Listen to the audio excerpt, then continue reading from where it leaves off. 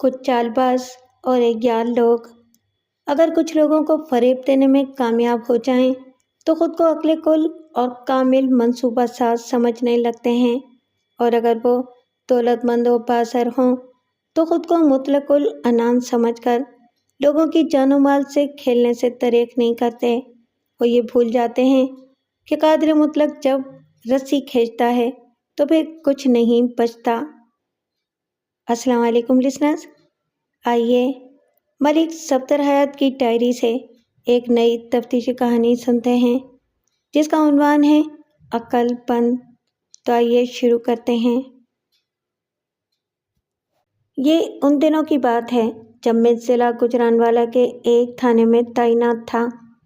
ایک صبح میں تھانے میں بیٹھا امور تھانہ داری انجام دے رہا تھا کہ کانسٹیبل سیف اللہ نے مجھے بتایا، ملک صاحب، لاہور سے اپنے ہی ڈپارٹمنٹ کے 2 بندے آئے ہیں اور ان کے ساتھ ایک بندہ اور بھی ہے اور وہ آپ سے ملنا چاہتے ہیں۔ میں نے کہا، فوراً انہیں بھیجو۔ آئندہ 1 منٹ کے اندر اندر وہ میرے سامنے تینوں کرسیوں پر بیٹھے ہوئے تھے۔ رسمی علیگ سلیگ کے بعد ان میں سے ایک نے سب کا تعارف کراتے ہوئے کہا، ملک صاحب، میں سب انسپکٹر بشارت ہوں اور یہ میرے ساتھ کانسٹیبل ہے۔ اس نے اپنے پہلو میں بیٹھے ہوئے شخص کی جانب اشارہ کرتے ہوئے بتایا، جبکہ یہ ہمارے معزز ساتھی علی احمد ہیں۔ علی محمد اور دونوں پولیس والے اس وقت سادہ لباس میں تھے۔ سب انسپکٹر کی بات مکمل ہونے پر میں نے معتدل انداز میں کہا، آپ لوگوں سے مل کر بہت خوشی ہوئی، بتائیں میں آپ کے لیے کیا کر سکتا ہوں؟ ملک صاحب، ہمیں آپ کی مدد و تعاون درکار ہے۔ سب انسپکٹر نے گہری سنجیدگی سے کہا، ہم لاہور کے ایک رہائشی کی تلاش میں یہاں آئے ہیں۔ میں نے ایک کانسٹیبل کو بلا کر مہمانوں کے لیے چائے پانی اور بسکٹ وغیرہ لانے کو کہا اور پھر اپنے سامنے بیٹھے ہوئے سب انسپکٹر سے پوچھا، آپ کو کس کی تلاش ہے اور وہ بھی میرے علاقے میں؟ میں تفصیل جاننا چاہوں گا، اور جہاں تک میری مدد اور تعاون کی بات ہے تو آپ مجھے پیش پائیں گے۔ بتائیں معاملہ کیا ہے؟ سب انسپکٹر نے علی محمد نامی شخص کی طرف دیکھتے ہوئے کہا، آپ شروع کریں، اگر کوئی بات رہ گئی ہو تو وہ میں ملک صاحب کو بتا دوں گا۔ تھانے دار صاحب، علی محمد براہ راست مجھ سے مخاطب ہوتے ہوئے بولا، میرے ایک دوست میاں نذیر نے قلعہ دیدار سنگھ کے چودھری حق نواز سے 50 ایکڑ زرعی زمین خریدی تھی۔ میاں نذیر اس زمین پر پھلوں کے باغات لگانا چاہتا تھا اور اسی سلسلے میں وہ کئی بار لاہور سے قلعہ دیدار سنگھ آ بھی چکا تھا۔ 1 منٹ، میں نے قطع کلامی کرتے ہوئے کہا، علی محمد، آپ اپنے دوست میاں نذیر کا ذکر کرتے ہوئے ماضی کا صیغہ کیوں استعمال کر رہے ہیں؟ میں اسی طرف آ رہا تھا، وہ ایک گہری سانس خارج کرتے ہوئے بولا، میاں صاحب، آخری بار جب قلعہ دیدار سنگھ ضلع گجرانوالہ آئے تو پھر واپس نہیں گئے۔ اوہ، یہ کب کی بات ہے؟ میں نے تشویش بھرے لہجے میں استفسار کیا۔ میاں نذیر آخری مرتبہ 8 فروری کو یہاں آئے تھے، علی محمد وضاحت کرتے ہوئے بولا۔ وہ جب بھی قلعہ دیدار سنگھ آتے تو شام میں واپس لاہور ضرور چلے جاتے تھے۔ 8 فروری کی رات جب وہ اپنے گھر نہیں پہنچے تو ان کی بیوی نرگس پریشان ہو گئی۔ اگلی صبح وہ میرے پاس آئی اور میاں صاحب کی عدم موجودگی کے بارے میں بتایا۔ ایسا پہلے کبھی نہیں ہوا تھا، اس لیے میں بھی فکر مند ہو گیا۔ میں نے نرگس سے کہا کہ وہ آج کا دن یعنی 9 فروری کی شام تک اپنے شوہر کا انتظار کرے۔ اگر میاں نذیر واپس نہیں آئے تو میں خود 10 فروری کو قلعہ دیدار سنگھ جا کر میاں صاحب کی خیر خبر لوں گا۔ میں 10 فروری کی صبح لاہور سے ایک بس میں بیٹھ کر گجرانوالہ آنے کے لیے روانہ ہوا۔ گجرانوالہ کے بس اسٹینڈ سے میں نے ایک ٹانگا پکڑا اور چودھری حق نواز سے ملنے سیدھا قلعہ دیدار سنگھ پہنچ گیا۔ اس کے بعد کیا ہوا آپ کو یقین نہیں آئے گا تھانے دار صاحب۔ وہ بات ادھوری چھوڑ کر عجیب سی نظر سے مجھے تکنے لگا۔ اسی وقت کانسٹیبل مہمانوں کی خاطر تواضع کے سامان کے ساتھ کمرے میں داخل ہوا۔ جب کانسٹیبل اشیاء خورد و نوش کو میز پر سجانے کے بعد واپس چلا گیا تو میں نے دوستانہ انداز میں کہا، گفتگو کا سلسلہ تو جاری ہی رہے گا، مگر پہلے تو عام بات میں کلام اور پھر کام۔ جب ان تینوں کے ہاتھ و منہ حرکت میں آ گئے تو میں نے علی محمد کی طرف دیکھتے ہوئے کہا، میں آپ کی بات کا یقین کر لوں گا، آپ بتائیں کیا ہوا تھا؟ 10 فروری کو جب میری ملاقات چودھری حق نواز سے ہوئی تو اس نے یہ کہہ کر مجھے حیران کر دیا کہ وہ کسی میاں نذیر کو نہیں جانتا اور اس نے اپنی پوری زندگی میں کبھی 50 فٹ زمین فروخت نہیں کی۔ 50 ایکڑ زرعی اراضی کو بیچ ڈالنا تو ایسا ہی ہے کہ انسان زمین پر کھڑے ہو کر آسمان کا سودا کرنے کا تصور کرے۔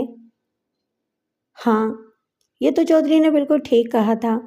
میں نے تائیدی انداز میں گردن ہلائی اور علی محمد سے پوچھا، پھر آپ نے کیا کیا؟ میرے پاس واپسی کے سوا کوئی چارہ کار نہیں تھا، سو میں نے لاہور جانے والی بس پکڑی اور گھر آ گیا۔ اس نے بتایا، میں نے یہ تو سن رکھا ہے کہ کوئی زمیندار اپنی جان تو دے سکتا ہے مگر زمین بیچنے کے بارے میں سوچنے کو بھی وہ گناہ سمجھتا ہے، اور دوسری جانب میاں صاحب ہیں جنہوں نے کبھی مجھ سے غلط بیانی نہیں کی۔ کیا آپ نے اپنے گمشدہ دوست میاں نذیر کے پاس 50 ایکڑ اراضی کی ملکیت کے کاغذات وغیرہ دیکھے تھے؟ میں نے ایک اہم سوال کیا۔ جی بالکل دیکھے تھے، وہ اس بات میں گردن ہلاتے ہوئے بولا۔ جب انہوں نے مجھے باغات کے لیے 50 ایکڑ زمین کی خریداری کے بارے میں بتایا تو میں ان کے گھر گیا تھا۔ اس روز میاں صاحب اور بھابھی نرگس سے میری خاصی طویل ملاقات ہوئی تھی۔ اسی دوران میں میاں صاحب نے مجھے زمین کی خریداری کے پکے کاغذات بھی دکھائے تھے۔ میں رات کا کھانا ان کے ساتھ کھانے کے بعد ہی واپس آیا تھا۔ یہ تو ہو گیا 10 فروری کا احوال، میں نے علی محمد کی آنکھوں میں دیکھتے ہوئے کہا، اور آج ہے فروری کی 12 تاریخ۔ میں جاننا چاہوں گا کہ کل یعنی 11 فروری کو آپ کیا کرتے رہے ہیں؟ میاں صاحب کے زیادہ رشتہ دار نہیں ہیں، اس نے بتایا۔ پہلی بیوی مرحومہ صفیہ بی بی سے ان کا صرف ایک ہی بیٹا ہے جس کا نام شفیق ہے۔ شفیق عرصہ دراز سے فرانس کے شہر مارسے میں سیٹل ہے۔ وہ مارسے میں ایک ریسٹورانٹ چلاتا ہے اور اس نے ایک فرانسیسی لڑکی سے شادی کر رکھی ہے۔ میاں صاحب کی دوسری بیوی بھابھی نرگس ہیں۔ نرگس سے انہوں نے 2 سال پہلے شادی کی ہے، ابھی ان کی اولاد نہیں ہے۔ یہ تو ہو گئی میاں صاحب کی مختصر سی فیملی۔ وہ سانس سنبھال کرنے کی غرض سے رکا اور پھر اپنی بات کو مکمل کرتے ہوئے بولا، دوست احباب اور دیگر میل ملاپ والے لوگوں کا حلقہ بھی محدود ہے۔ میں نے کل شام تک ہر جاننے والے سے پوچھ تاچھ کر لی، لیکن کہیں سے بھی میاں صاحب کی اچھی یا بری خبر نہ ملی۔ چنانچہ میں بھابھی نرگس کو ساتھ لے کر تھانے پہنچا اور میاں صاحب کی گمشدگی کی رپورٹ درج کرا دی۔ ہم اسی سلسلے میں آپ کے پاس آئے ہیں، سب انسپکٹر بشارت نے ٹھہرے ہوئے لہجے میں کہا۔ رپورٹ درج ہو جانے کے بعد کارروائی ضروری تھی۔ ہمارے انچارج صاحب نے مجھے آپ کے پاس بھیجا ہے تاکہ آپ کو صورتحال سے آگاہ کر سکوں۔ اس پورے معاملے کے ساتھ قلعہ دیدار سنگھ کے چودھری حق نواز کا نام جڑا ہوا ہے اور قلعہ دیدار سنگھ آپ کے تھانے کی حدود میں آتا ہے، لہٰذا یہ سارا تفتیشی پروگرام آپ کی نگرانی میں ہی ہونا ہے۔ میں اور کانسٹیبل حنیف آپ کے ساتھ ساتھ رہیں گے، وہ بھی اگر آپ کو کوئی اعتراض نہ ہو تو۔ بصورت دیگر ہم دونوں بھی علی محمد کے ساتھ ہی واپس لاہور چلے جائیں گے۔ تمام معلومات آپ کو فراہم کر دی گئی ہیں۔ جب آپ میاں نذیر کا سراغ لگانے میں کامیاب ہو جائیں تو ہمیں بتا دیجیے گا۔ نمبر 1، مجھے آپ دونوں کے یہاں رکنے بلکہ آپ کے ساتھ علی محمد کے بھی قیام پر کوئی اعتراض نہیں ہے، میں نے معتدل انداز میں کہا۔ آپ لوگوں کے لیے منجی بسترے اور کھانے پینے کا مناسب بندوبست کر دیا جائے گا۔ آپ جب تک چاہیں مہمان بن کر یہاں رہ سکتے ہیں۔ نمبر 2، میں نے رماتی توقف کر کے کہا، آپ لوگوں کی فراہم کردہ معلومات ادھوری ہیں، میں ان سے مطمئن نہیں ہوں۔ مجھے آپ سے بہت کچھ پوچھنا ہے اور چند دستاویزی ثبوت بھی چاہیے ہوں گے۔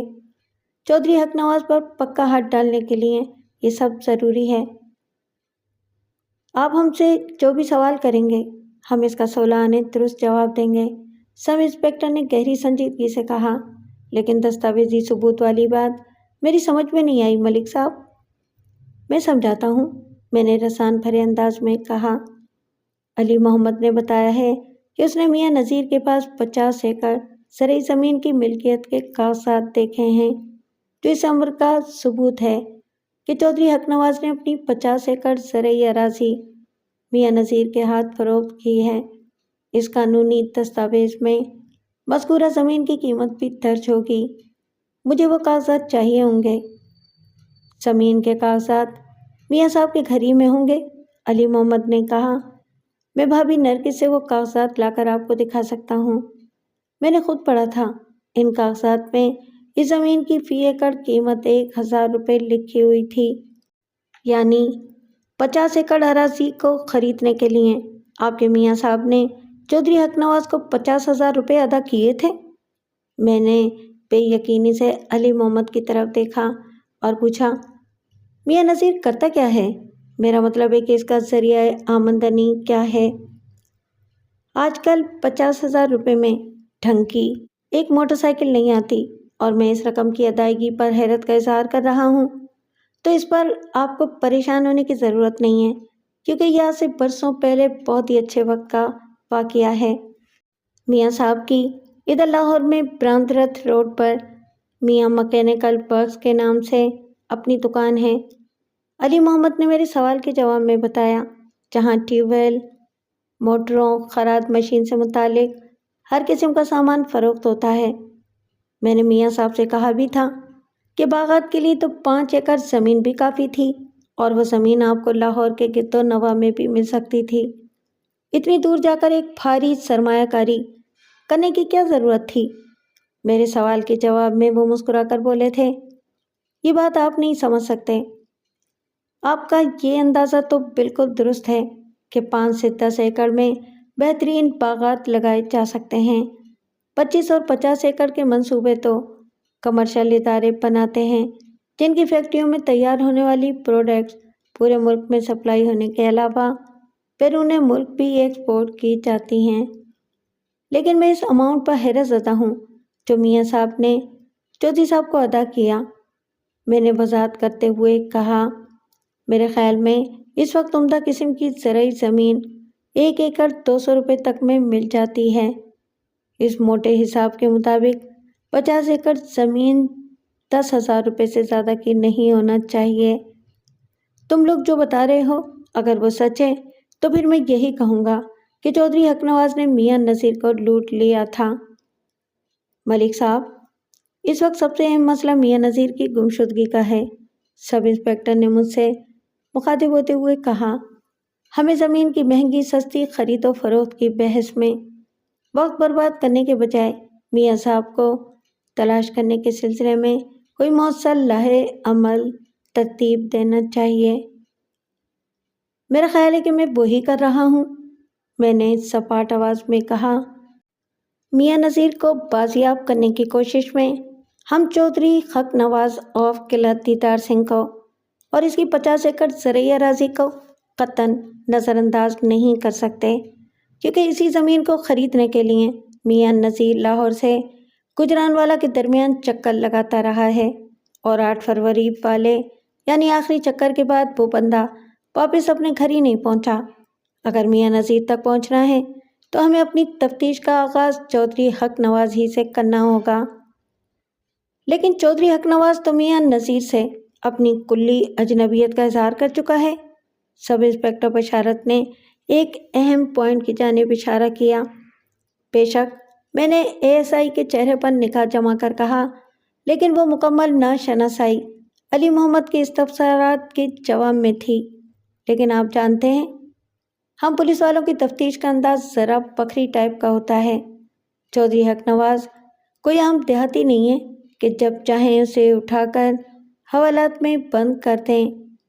میں نے عرض کیا ہے نا، میں چودھری پر مضبوط ہاتھ ڈالنا چاہتا ہوں، تاکہ اگر وہ میاں نذیر کے غیاب میں ملوث ہے تو میری گرفت سے نکل نہ پائے، اور اس مقصد کے حصول کے لیے میں نے لمحاتی توقف کر کے علی محمد کی جانب دیکھا اور ٹھوس انداز میں اضافہ کیا، مجھے 50 ایکڑ زرعی اراضی کی فروخت والی وہ دستاویز چاہیے جو لاپتہ میاں نذیر کے گھر میں कहीं रखी हुई है।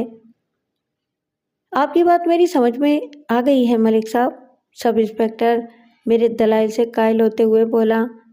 मेरे ख्याल में हम तीनों को फिलहाल लाहौर वापस चले जाना चाहिए। आपके पास गुमशुदगी के इस केस की कच्ची रिपोर्ट तो दर्ज हो ही चुकी है। आप मियां नज़ीर की तलाश का काम शुरू कर दें। मैं 3-4 रोज़ बाद दोबारा यहाँ आकर ताज़ा तरीन ख्यालात मालूम कर लूँगा। फिर अली मोहम्मद की जानिब देखते हुए इसने पूछा, आप वो कानूनी दस्तावेज कब तक मलिक साहब के हवाले कर सकते हैं? देखिए जी, वो कागजात मेरे पास नहीं रखे हैं कि मैं कल ही थानेदार साहब तक पहुंचा दूं। अली मोहम्मद माकूलियत का मुजाहरा करते हुए बोला, मैं आज जाकर नरगिस भाभी से बात करता हूँ। वो जब मज़कूरा कागजात मेरे सुपुर्द कर देंगी तो मैं इन्हें हिफाजत से लेकर यहाँ आ जाऊँगा। अगर नरगिस अपने खाविंद की पाजियाबी में दिलचस्पी रखती है तो इसे पहली फुर्सत में ये काम करना होगा। सब इंस्पेक्टर ने जज्बात से आरी लहजे में कहा, वरना पुलिस से अदम ताउन की बिना पर हम FIR खारिज करके मियां नज़ीर की तलाश से हाथ उठा लेंगे। आपकी क्या मसरूफियात हैं अली मोहम्मद? मैंने गुमशुदा मियां नज़ीर के दोस्त से इस्तफसार किया। जनाब, लाहौर के उर्दू बाज़ार में हमारा किताबों और कागज़ का कारोबार है, उसने बताया। हम लोग दादा जान के ज़माने से ये काम कर रहे हैं। कबीर स्ट्रीट में हमारी एक बड़ी दुकान है जिसमें स्कूल कॉलेज के निसाब के अलावा दीनी किताबें भी होती हैं। मैं अपने वालिद साहब के साथ ही दुकान पर बैठता हूँ। हम प्रिंटिंग पेपर्स के होल सेलर हैं। हमारी दुकान में 2 मुलाजिम भी काम करते हैं। ठीक हो गया, मैंने मुतमईन अंदाज में गर्दन हिलाते हुए कहा। इसका मतलब है कि अगर आप एक आध दिन के लिए दुकान की तरफ ना भी जाएं तो इससे आप लोगों का कारोबार मुतासिर नहीं होगा। मैं गलत तो नहीं कह रहा हूँ? नहीं जनाब, आपका अंदाज़ा बिल्कुल दुरुस्त है। मैं आपको 2 दिन देता हूँ, मैंने अली मोहम्मद की आंखों में देखते हुए कहा। आप मियां नज़ीर की बीवी को समझा बुझाकर वो कागजात निकलवाएं और इन्हें मुझ तक पहुँचा दें। अगर नरगिस इस बात के लिए राज़ी ना हो तो इस सूरत में मुतालिका थाने चाहे दर्जशुदा रिपोर्ट को खारिज कर दे, मगर मैं कार्रवाई करने से बाज नहीं आऊँगा।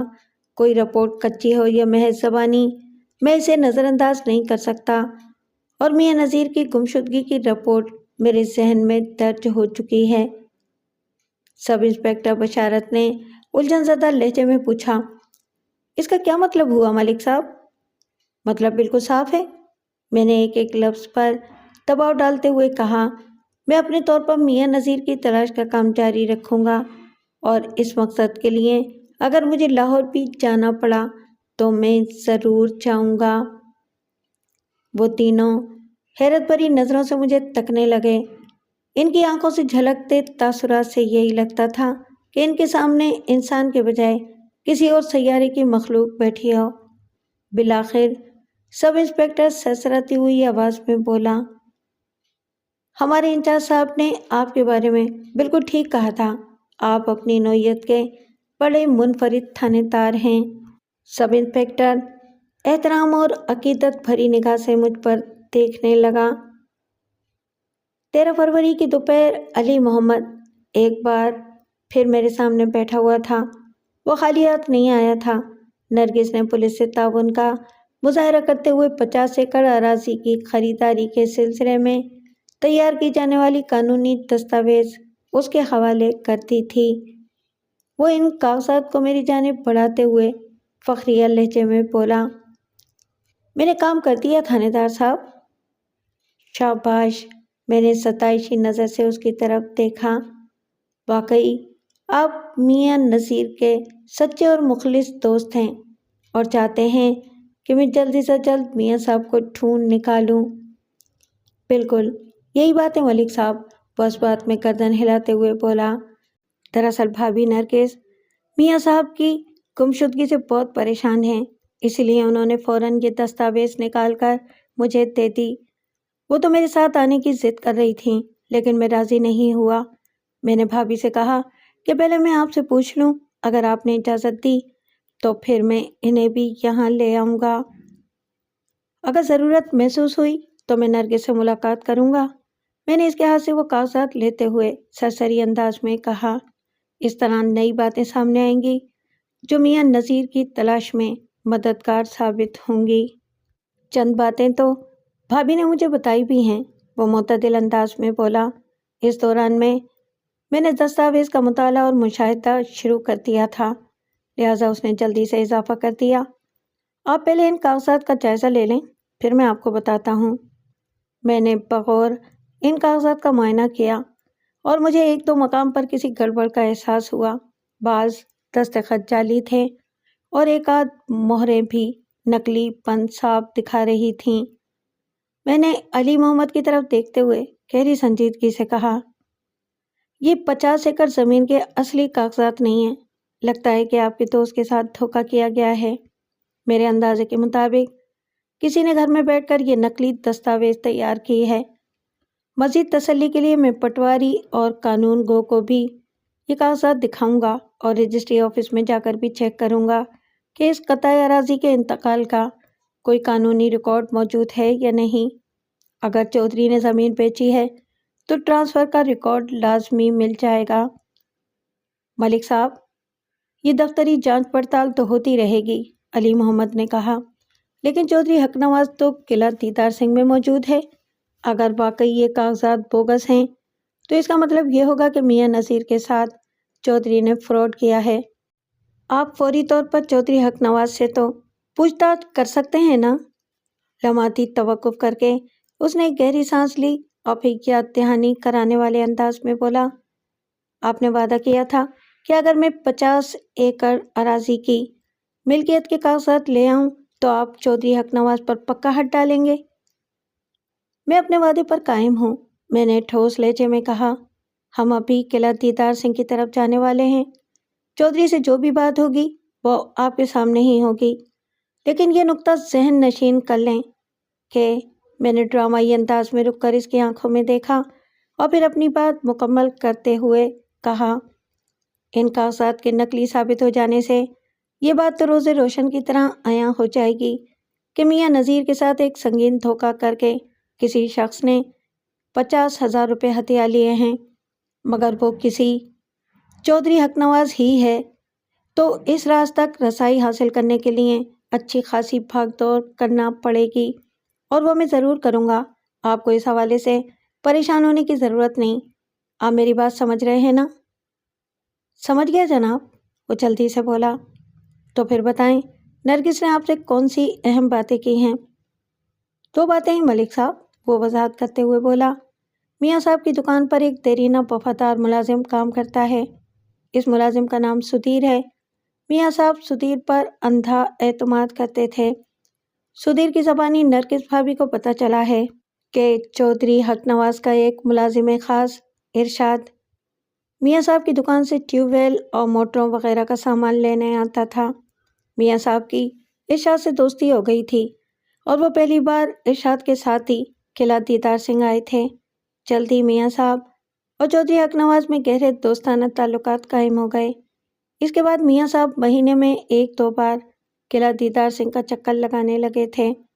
चौधरी ने मियाँ साहब के अंदर काश्तकारी का शौक़ पैदा कर दिया था। इसी शौक़ का नतीजा था कि वो 50 एकड़ ज़मीन चौधरी से ख़रीद कर इस पर बागात लगाने वाले थे, मगर फिर वो अचानक गायब हो गए। और दूसरी बात, मैंने सवालिया नज़र से इसकी तरफ देखा। मियाँ साहब प्रोफेसर उल्वी पर बहुत भरोसा करते थे, अली मोहम्मद ने बताया। वो कोई भी नया काम शुरू करने से पहले प्रोफेसर साहब से ज़रूर मशवरा करते थे। नरगिस भाभी का कहना है कि प्रोफेसर साहब ने फलों के बागात लगाने के हवाले से मियाँ साहब की न सिर्फ तायद की थी, बल्कि ये भी कहा था कि इस कारोबार में इन्हें बहुत फ़ायदा होगा। प्रोफेसर उल्वी क्या बेचते हैं? मैंने सरसरी अंदाज में पूछा। अली मोहम्मद सवालिया नज़रों से मुझे तकने लगा।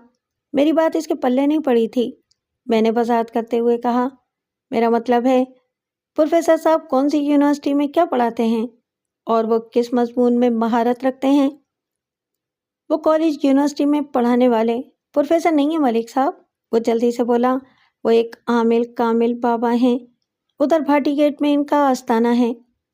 समझ गया, میں نے گہری سانس خارج کرتے ہوئے کہا، وہ فراڈستان یونیورسٹی سے فارغ التحصیل ایک گڑبڑ گھوٹالہ پروفیسر ہیں جو سادہ لو افراد کو الو بنا کر اپنا الو سیدھا کرتے ہیں۔ میرے اس دش تبصرے پر علی محمد نے کوئی خیال آرائی نہیں کی۔ آپ کے بتائے ہوئے یہ دونوں کردار لاہور میں رہتے ہیں، میں نے معتدل انداز میں کہا۔ 2 روز بعد مجھے اپنے ایک ذاتی کام سے لاہور کا چکر لگانا ہے، تب آپ کے علاوہ میاں نذیر کی بیوی نرگس، اس کے ملازم سدھیر اور اس کے پیر و مرشد پروفیسر الوی سے بھی ملاقات ہو جائے گی۔ اس دوران میں اس زمین کے کاغذات کی حقیقت کا پتہ چلاتا ہوں۔ اور چودھری حق نواز، اس نے بات مکمل چھوڑ کر الجھن زدہ نظروں سے مجھے دیکھا۔ 1 گھنٹے کے بعد ہم چودھری کی حویلی میں ہوں گے، میں نے تسلی آمیز انداز میں کہا۔ علی محمد کے چہرے پر اطمینان جھلکنے لگا۔ آئندہ 10 منٹ میں نے ایک ٹانگا منگوایا اور علی محمد کے ساتھ ٹانگے میں بیٹھ کر قلعہ دیدار سنگھ کی جانب روانہ ہو گیا۔ کانسٹیبل غفور احمد بھی ہمارے ہمراہ تھا۔ میرا تھانہ جی ٹی روڈ پر لاری اڈے کے ساتھ واقع تھا۔ یہ علاقہ شیخوپورہ روڈ بھی کہلاتا ہے۔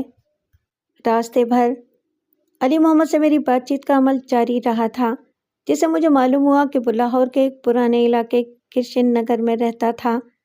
گمشدہ میاں نذیر کی رہائش شادمان کالونی میں تھی۔ ان دونوں کی دوستی کی عمر 15 سال تھی۔ اسی نوعیت کی ہلکی پھلکی گفتگو کے دوران میں ہمارا ٹانگا شاہین آباد، راہ والی، گکھڑ منڈی وغیرہ سے گزر کر قلعہ دیدار سنگھ پہنچ گیا۔ چودھری حق نواز نے ہمارا پرتپاک استقبال کیا اور ہمیں پرانی طرز تعمیر کی سجی سجائی عالیشان بیٹھک میں بٹھایا۔ چودھری کی عمر 50 کے قریب تھی۔ یہ ہماری پہلی ملاقات تھی، تاہم مجھے اس کے بارے میں بنیادی معلومات حاصل تھیں، جن میں سب سے اہم بات یہ تھی کہ بڑے چودھری رب نواز کے انتقال کے بعد دونوں بھائیوں میں زمین و جائیداد کا بٹوارا ہو گیا تھا۔ اگرچہ چودھری حق نواز اس علیحدگی کے حق میں نہیں تھا، لیکن چھوٹے بھائی چودھری علی نواز نے ایسا رولا ڈالا تھا کہ بڑا بھائی یعنی حق نواز مجبور ہو گیا تھا۔ بٹوارے کے بعد علی نواز نے اپنی رہائش کے لیے نئی حویلی تعمیر کروا لی تھی اور آبائی پرانی حویلی حق نواز کے حصے میں آئی، جس کی بیٹھک میں اس وقت ہم بیٹھے ہوئے تھے۔ رسمی علیق سلیق کے بعد چودھری حق نواز نے مجھ سے مخاطب ہوتے ہوئے کہا، ملک صاحب، یہ جو لاہوری بندہ آپ کے ساتھ آیا ہے، میں سب سے پہلے اس کا شکریہ ادا کرنا چاہوں گا، باقی باتیں بعد میں۔ چودھری کی بات سن کر علی محمد نے چونک کر پہلے چودھری کو اور پھر مجھے دیکھا۔ اس کے چہرے اور آنکھوں میں الجھن کے سوا کچھ بھی نہیں تھا۔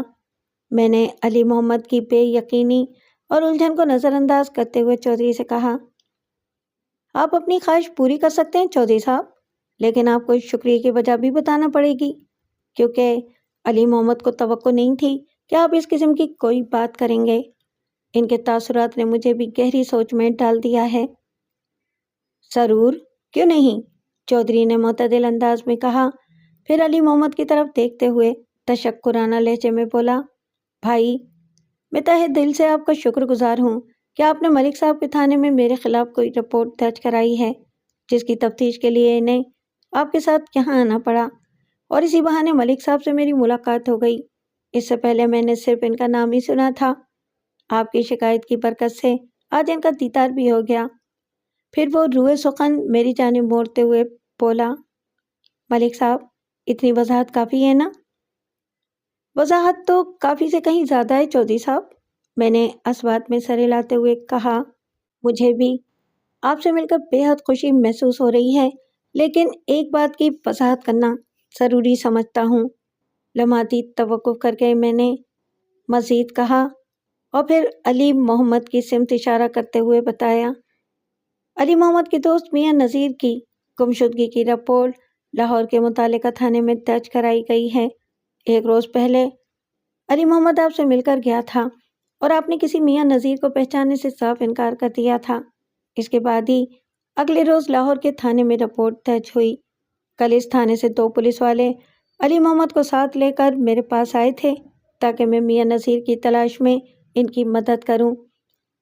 میں نے ان لوگوں کی کہانی کو پوری توجہ سے سنا اور کہا کہ 50 एकड़ अराजी की खरीद के हवाले से जो कानूनी दस्तावेज तैयार की गई है वो मुझे लाकर दिखाओ, इसके बाद ही मैं कार्रवाई करूँगा।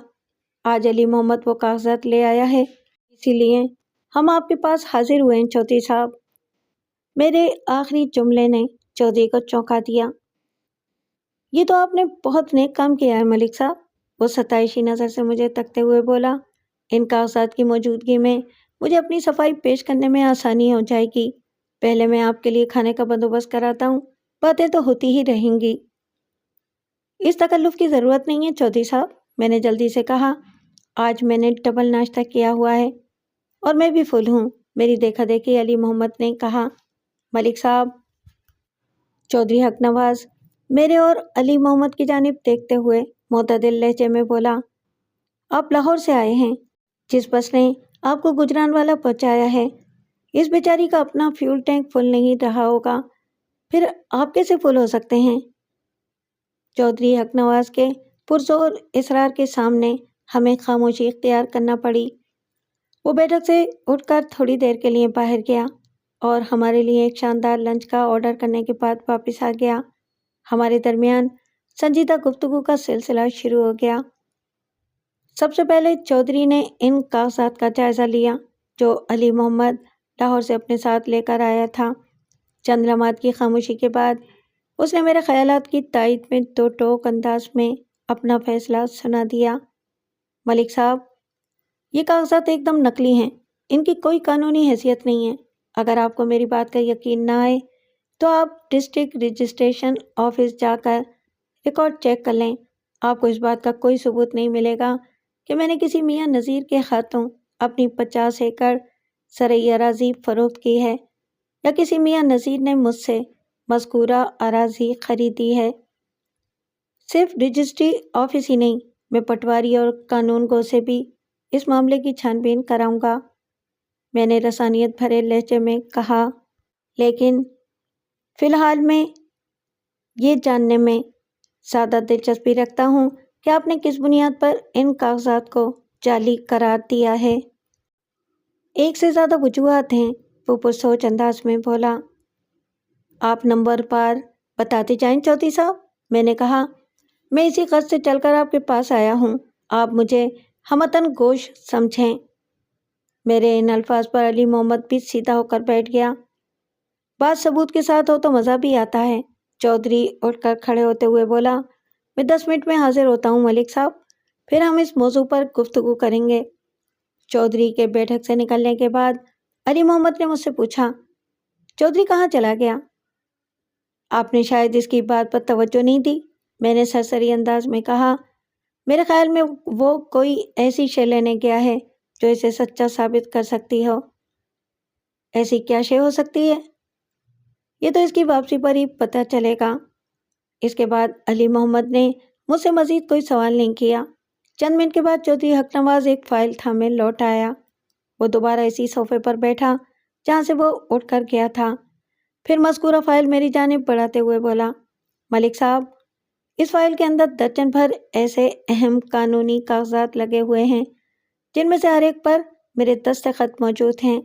आप इन दस्तखत को इस दस्तावेज़ पर मौजूद मेरे दस्तखत के साथ मिलाकर देखें, फ़र्क आपको साफ नज़र आ जाएगा।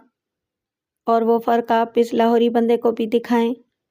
मैंने चौधरी की फरमाइश पूरी करने में बमुश्किल 2 मिनट सिर्फ किए, फिर इसकी तरफ देखते हुए गहरी संजीदगी से कहा, आप ठीक कहते हैं चौधरी साहब, ये 50 एकड़ अराजी वाली दस्तावेज़ पर मौजूद आपके दस्तखत इन फाइल वाले कागजात से काफ़ी मुख्तलिफ हैं। अब मैं आपके सवाल की तरफ आता हूँ जनाब, वो ठहरे हुए लहजे में बोला।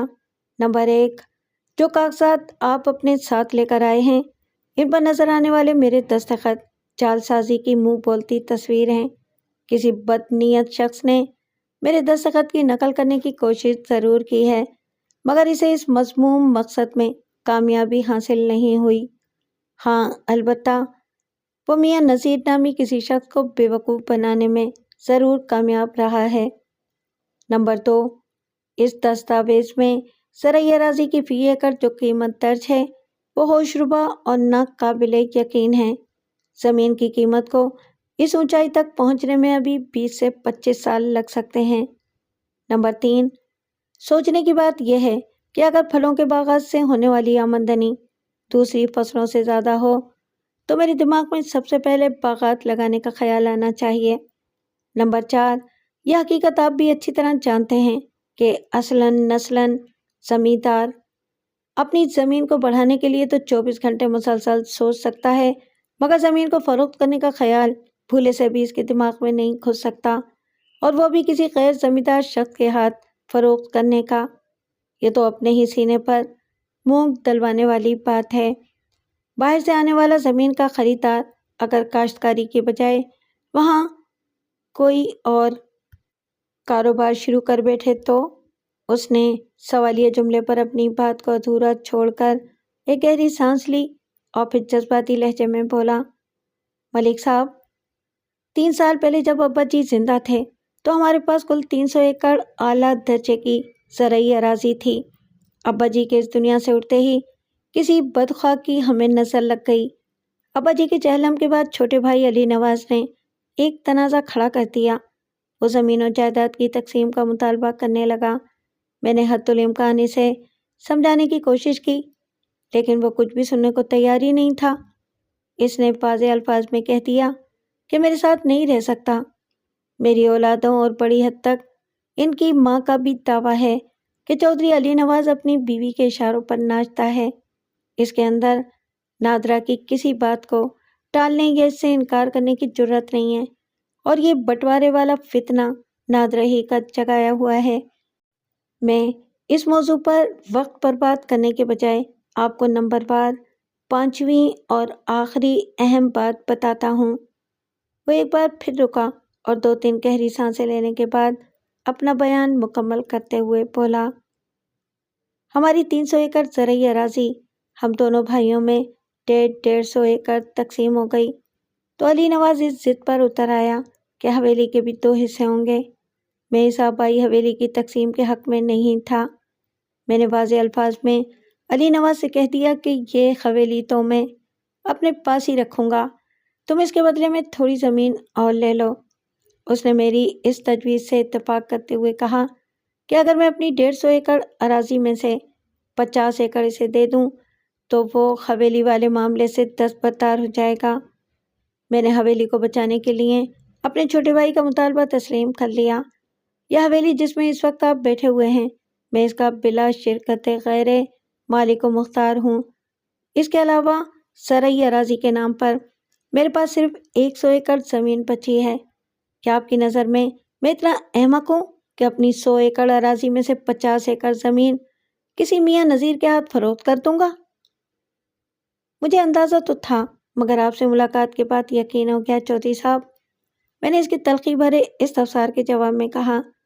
زمینی حقائق کی روشنی میں آپ کی ذات ہر نوعیت کے شک سے بالاتر دکھائی دیتی ہے، لیکن اس کے باوجود بھی 2 بڑے مسئلے اپنی جگہ پر سر اٹھائے کھڑے ہیں۔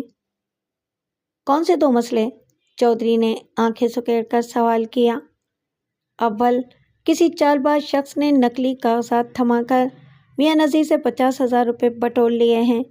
وہ جو کوئی بھی ہے، اس کا تعلق قلعہ دیدار سنگھ ہی سے ہے، میں نے ٹھہرے ہوئے لہجے میں کہا۔ دوئم، 8 فروری کو جب میاں نذیر یہاں آیا تو پھر وہ واپس لاہور نہیں گیا۔ 5 دن گزر جانے کے باوجود بھی وہ لاپتہ ہے۔ اغلب امکان اسی بات کا ہے کہ وہ یہیں کہیں غائب ہوا ہے یا اسے زبردستی غائب کر دیا گیا ہے۔ میں اس امکان پر یوں بھی زور دے رہا ہوں کہ میاں نذیر کے ساتھ دھوکہ دہی کا یہ واقعہ آپ کے علاقے میں پیش آیا ہے۔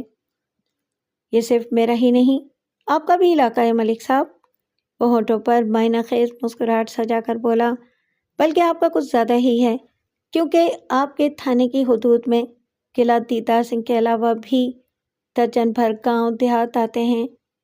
باقی جہاں تک آپ کے بیان کردہ مسائل کا تعلق ہے تو میں اس میں ایک اپنے ذاتی مسئلے کا اضافہ کرنا چاہوں گا۔ آپ کا مسئلہ؟ میں نے چونک کر اس کی طرف دیکھا۔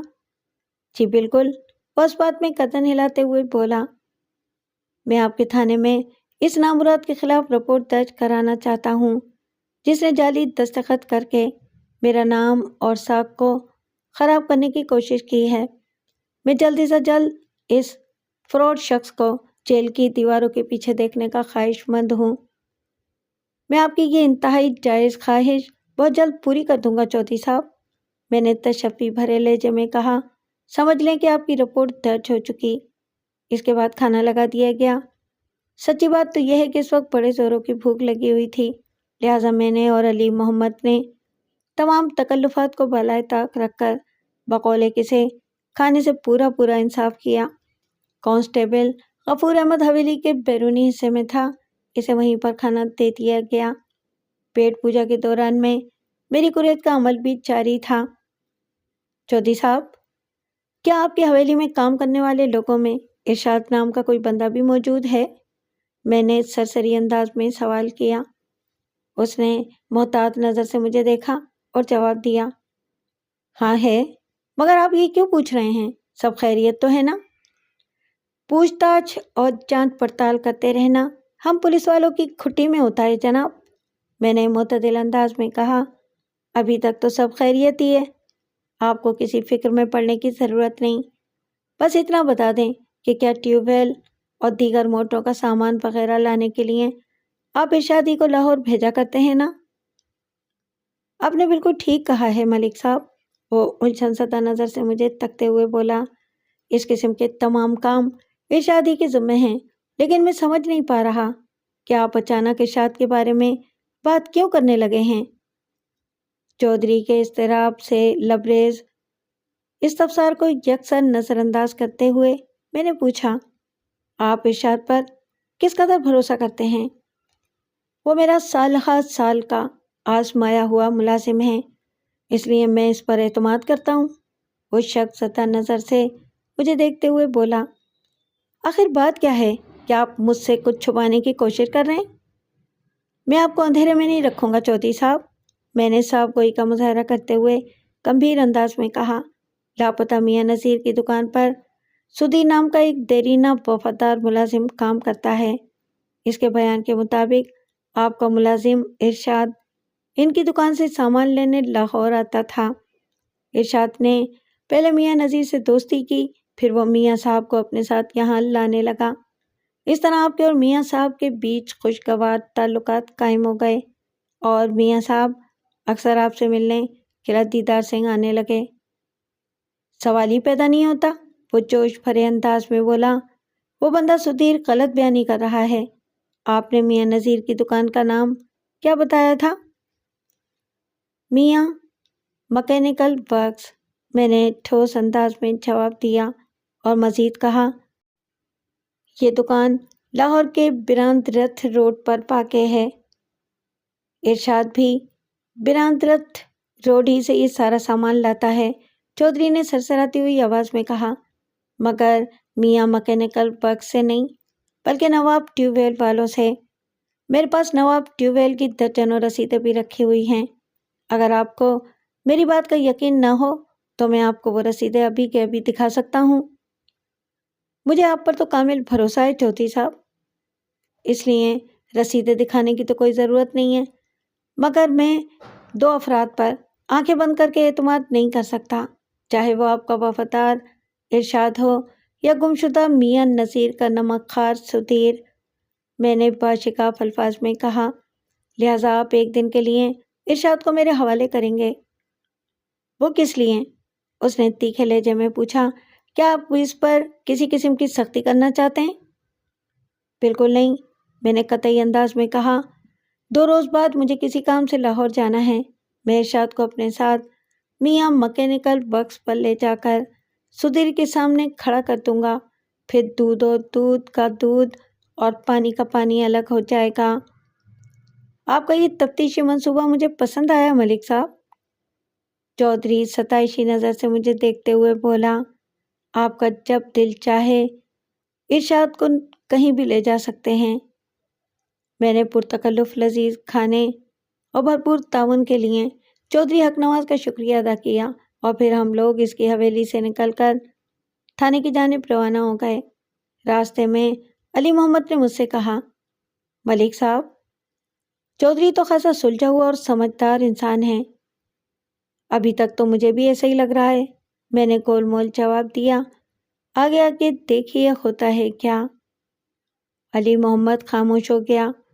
میں نے راستے ہی میں جنرل بس اسٹینڈ سے اسے لاہور جانے والی بس میں سوار کرا دیا اور خود کانسٹیبل غفور کے ساتھ تھانے آ گیا۔ آئندہ 2 دن میں نے قلعہ دیدار Singh general bus stand, ٹانگا stand اور دیگر مقامات پر مختلف لوگوں سے پوچھ تاچھ شروع کی۔ ایک سادہ لباس پر پولیس اہلکار کو میں نے قلعہ دیدار سنگھ کے اندرونی حالات و معاملات کی خبر گیری پر متعین کر دیا۔ چودھری حق نواز نے تو میاں نذیر سے اپنی مکمل لا علمی کا اظہار کر دیا تھا، لیکن علی محمد، نرگس اور سدھیر کا دعویٰ تھا کہ میاں نذیر کا قلعہ دیدار سنگھ آنا جانا تھا۔ اگر وہ چودھری حق نواز کے پاس نہیں آیا کرتا تھا تو پھر اس نے چودھری کو اس معاملے میں ملوث کیوں کیا، اور کیا پتہ وہ کبھی قلعہ دیدار سنگھ آیا ہی نہ ہو۔ یہ اور اس سے جڑے ہوئے دیگر سوالات کے جوابات تلاش کرنا بہت ضروری تھا۔ آپ کو بتاتا چلوں کہ انہی 2 روز میں نے رجسٹری آفس جا کر اس بات کی تصدیق بھی کر لی تھی کہ 50 ایکڑ زرعی اراضی والے ان کاغذات کا کوئی ریکارڈ وہاں موجود نہیں تھا۔ وہ 110% نقلی دستاویز تھی جو کسی خاص مقصد سے تیار کی گئی تھی۔ 16 فروری کی صبح میں چودھری حق نواز کے ملازم خاص ارشاد کو اپنے ساتھ لے کر لاہور کی طرف روانہ ہو گیا۔ لاہور پہنچ کر سب سے پہلے میں نے اپنا ذاتی کام نپٹایا اور پھر اس تھانے کا رخ کیا جہاں میاں نذیر کی گمشدگی کی رپورٹ 11 فروری کو درج کرائی گئی تھی۔ تھانہ انچارج مشتاق باجوہ مجھے پہچانتا تھا۔ اس نے مجھے ہاتھوں ہاتھ لیا اور رسمی علیق سلیق کے بعد پوچھا، ہم نے جو کیس آپ کے سپرد کیا تھا اس میں کوئی پیش رفت ہوئی؟ میں آج اسی سلسلے میں یہاں آیا ہوں، میں نے متحمل انداز میں جواب دیا۔ 2-3 بندوں سے ضروری ملاقات کرنا ہے۔ ویسے میں نے چودھری حق نواز اور میاں نذیر کی بیوی نرگس کے فراہم کردہ 50 ایکڑ زرعی اراضی والے کاغذات کا آپریشن کلین اپ کر ڈالا ہے۔ وہ دستاویزات ایک دم بوگس ہے اور اس پر موجود چودھری حق نواز کے دستخط بھی جعلی ثابت ہوئے ہیں۔ علاوہ ازیں رجسٹریشن آفس میں مذکورہ زمین کی خرید و فروخت کا کوئی ریکارڈ نہیں ہے۔ اس امر میں کسی شک و شبے کی گنجائش باقی نہیں۔ اس شاطر شخص نے چودھری حق نواز کے کندھے پر بندوق رکھ کر اس چالاکی سے چلائی ہے کہ میاں نذیر کے 50,000 روپے گئے کو کھاتے اور چودھری کا نام خراب ہوا۔ اس کے علاوہ اور میاں نذیر، مشتاق باجوہ میری بات مکمل ہونے سے پہلے ہی معنی خیز انداز میں بولا، وہ بندہ بھی کہیں غائب ہو گیا ہے۔ اگر میاں نذیر زندہ ہے تو میں بہت جلدی سے آپ کے سامنے حاضر کر دوں گا باجوہ صاحب، میں نے پرعزم لہجے میں کہا۔ اس گتھی کو سلجھانے کے لیے ہی میں ارشاد کو اپنے ساتھ لے کر آیا ہوں۔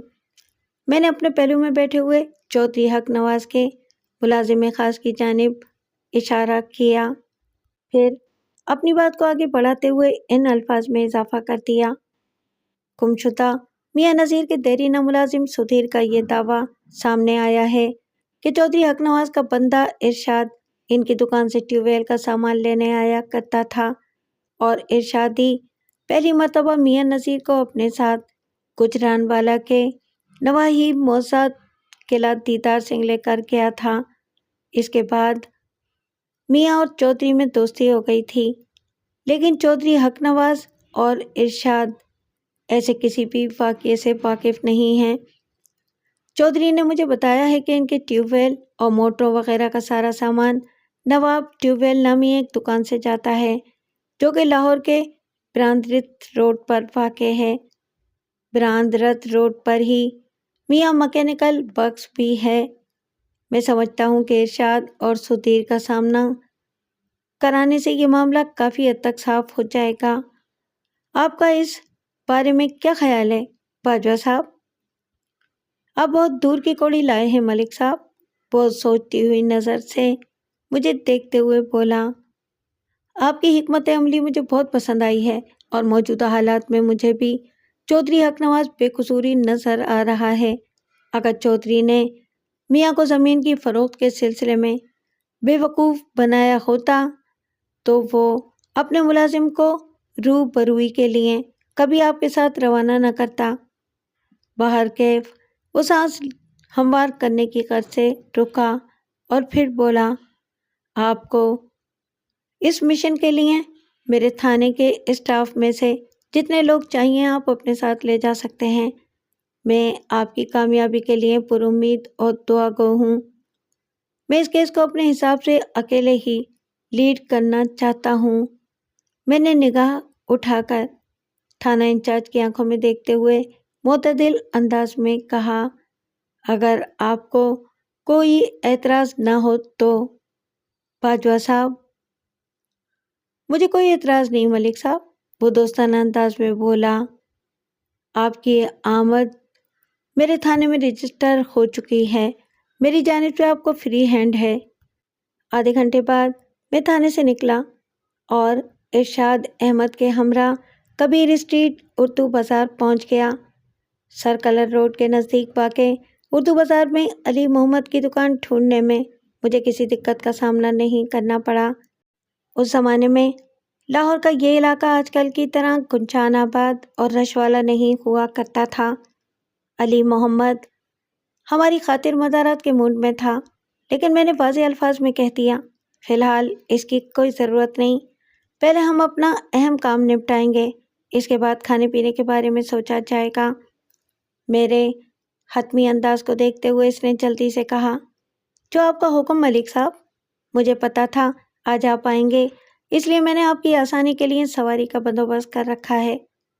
علی محمد کی بات سن کر میرے ذہن میں یہی آیا تھا کہ اس نے ہمارے لیے کسی سالم ٹانگے کا انتظام کیا ہوگا، لیکن جب ہم اس کی دکان سے باہر نکلے اور میں نے اسے ایک نیلی فیاٹ کار کی جانب بڑھتے دیکھا تو مجھے حیرت ہوئی۔ اس زمانے میں موٹر کار کسی کسی کے پاس ہی ہوا کرتی تھی۔ ہم نیلی فیاٹ میں بیٹھ کر روانہ ہوئے۔ پھر علی محمد نے کہا، پہلے کہاں چلنا ہے ملک صاحب؟ میں پروگرام کے مطابق 3 افراد سے پوچھ گچھ کرنے آیا ہوں، میاں کی بیوی نرگس، میاں کا ملازم سدھیر اور نام نہاد پروفیسر الوی۔ تو آپ بتائیں کہ ہم اس نیک کام کا آغاز کہاں سے کرنے والے ہیں؟ میرے سوال کا جواب دینے کے بجائے اس نے پوچھا، آپ کو یہاں والے تھانے بھی تو جانا ہوگا ملک صاحب؟ تھانے والا کام میں نپٹا کر آیا ہوں، میں نے کہا، میں ابھی تھانہ انچارج مشتاق باجوہ سے ہی مل کر آ رہا ہوں۔ ٹھیک ہو گیا، وہ ڈرائیونگ جاری رکھتے ہوئے رسانیت بھرے لہجے میں بولا، پہلے ہم میاں صاحب کی دکان پر چلتے ہیں، اس کے بعد بھاٹی گیٹ میں جا کر پروفیسر الوی سے ملاقات کریں گے اور سب سے آخر میں میاں صاحب کے گھر کا رخ کریں گے۔ شادمان کالونی ویسے بھی شہر کے دوسرے حصے میں ہے۔ اچھی بات ہے، میں نے مختصر جواب دینے پر اکتفا کیا۔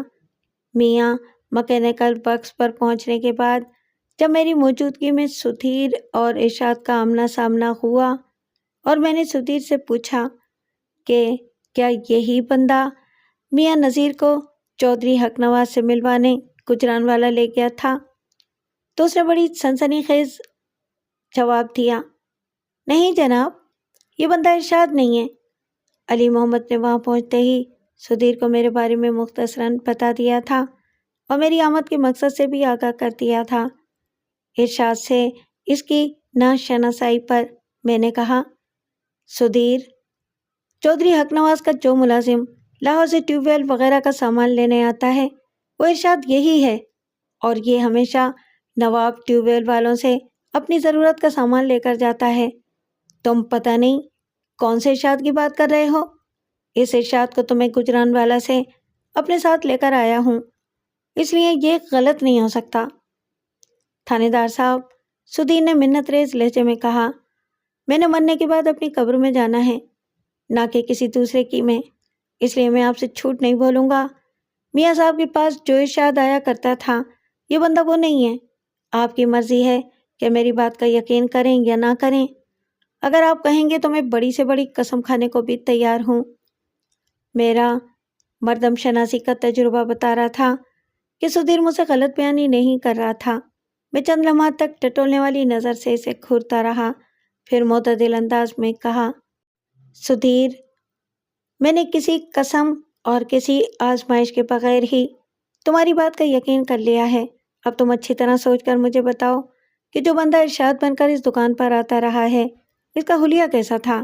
اس کا قد، کاٹھ، رنگت، جسامت، عمر، نین نقش، الغرض میں اس کے حوالے سے پوری تفصیل جاننا چاہتا ہوں۔ بتاتا ہوں سرکار، وہ تھوک نگلتے ہوئے بولا۔ اس ارشاد کی عمر 40 سے کچھ اوپر ہی ہوگی۔ آنکھیں ٹچ بٹن جیسی چھوٹی، سر سے گنجا، قد بہت کم اور جسم موٹا، توند باہر کو نکلی ہوئی اور رنگ کورے لٹھے کے مانند بالکل صاف۔ ارشاد ایک دراز قامت اور دبلا پتلا شخص تھا۔ اس کی رنگت سانولی اور عمر 30 کے قریب تھی، اور اس کی آنکھیں بھی مناسب سائز کی اور واضح تھیں۔ تب تو تمہارے پاس آنے والا ارشاد کوئی دوسرا ہی بندہ ہے، میں نے سدھیر کے چہرے پر نگاہ جماتے ہوئے کہا۔ کیا تمہیں یاد ہے کہ وہ ارشاد کب سے اس دکان پر آ رہا ہے؟ میرے اندازے کے مطابق کوئی سال بھر پہلے اس نے ہماری دکان سے سامان لینا شروع کیا تھا، سدھیر نے مضبوط لہجے میں بتایا۔ آج کل کی طرح شاید وہ بھی فروری ہی کا مہینہ تھا۔ تمہیں یہ بھی یاد ہوگا کہ میاں صاحب پہلی بار کب گجرانوالہ گئے تھے؟ میں نے سوالات کے سلسلے کو آگے بڑھاتے ہوئے کہا۔ اس دوران میں نے اپنی ڈائری کھول لی تھی اور ارشاد سے ہونے والی معلومات کے اہم نکات اس ڈائری میں درج کرتا جا رہا تھا، خصوصاً سدھیر کے ارشاد کا حلیہ وغیرہ میں نے بالتفصیل نوٹ کر لیا تھا۔ جی مجھے یاد ہے، وہ اس بات میں سر ہلاتے ہوئے بولا۔ یہ پچھلے سال کی بات ہے، وہ مئی یا جون کا مہینہ تھا۔ میاں صاحب نے آ کر مجھے بتایا تھا کہ ادھر قلعہ دیدار سنگھ میں گندم کی کٹائی کا کام جاری ہے۔ انہوں نے چودھری حق نواز کے اخلاق اور شرافت کی بھی بہت تعریف کی تھی۔ خاص طور پر میاں صاحب چودھری صاحب کے مہمان نوازی سے بے حد متاثر ہوئے تھے۔ سدھیر، کیا کبھی تمہارا گجرانوالہ جانا ہوا ہے؟ میں نے پوچھا۔ نہیں تھانے دار صاحب، وہ نفی میں گردن جھٹکتے ہوئے بولا۔ لاہور سے باہر جانے کا اتفاق بہت کم ہوتا ہے۔ ہمارے زیادہ تر رشتہ دار چونیا اور کاہنا کاچھا میں رہتے ہیں۔ سال میں ایک آدھ بار ادھر کا چکر لگ جاتا ہے۔ ایک بار میں قصور تک بھی گیا ہوں، اور قصور کے بعد انڈیا کا بارڈر ہے۔ ویسے میاں صاحب نے مجھ سے وعدہ کیا تھا کہ جب وہ قلعہ دیدار سنگھ میں پھلوں کے باغات لگانا شروع کریں گے تو مجھے بھی اپنے ساتھ لے کر وہاں جائیں گے۔ پھلوں کے باغات پر یاد آیا، میں نے ٹٹولنے والے انداز میں پوچھا، کیا تم مجھے بتا سکتے ہو کہ میاں صاحب نے چودھری حق نواز سے وہ 50 ایکڑ زمین کب خریدی تھی؟ علی محمد نے مجھے زمین کی خریداری کے حوالے سے جو دستاویز دی تھی، اس کے مطابق مذکورہ زرعی اراضی اس سال میں جنوری کو خریدی گئی تھی، سدھیر نے میرے استفسار کے جواب میں بتایا۔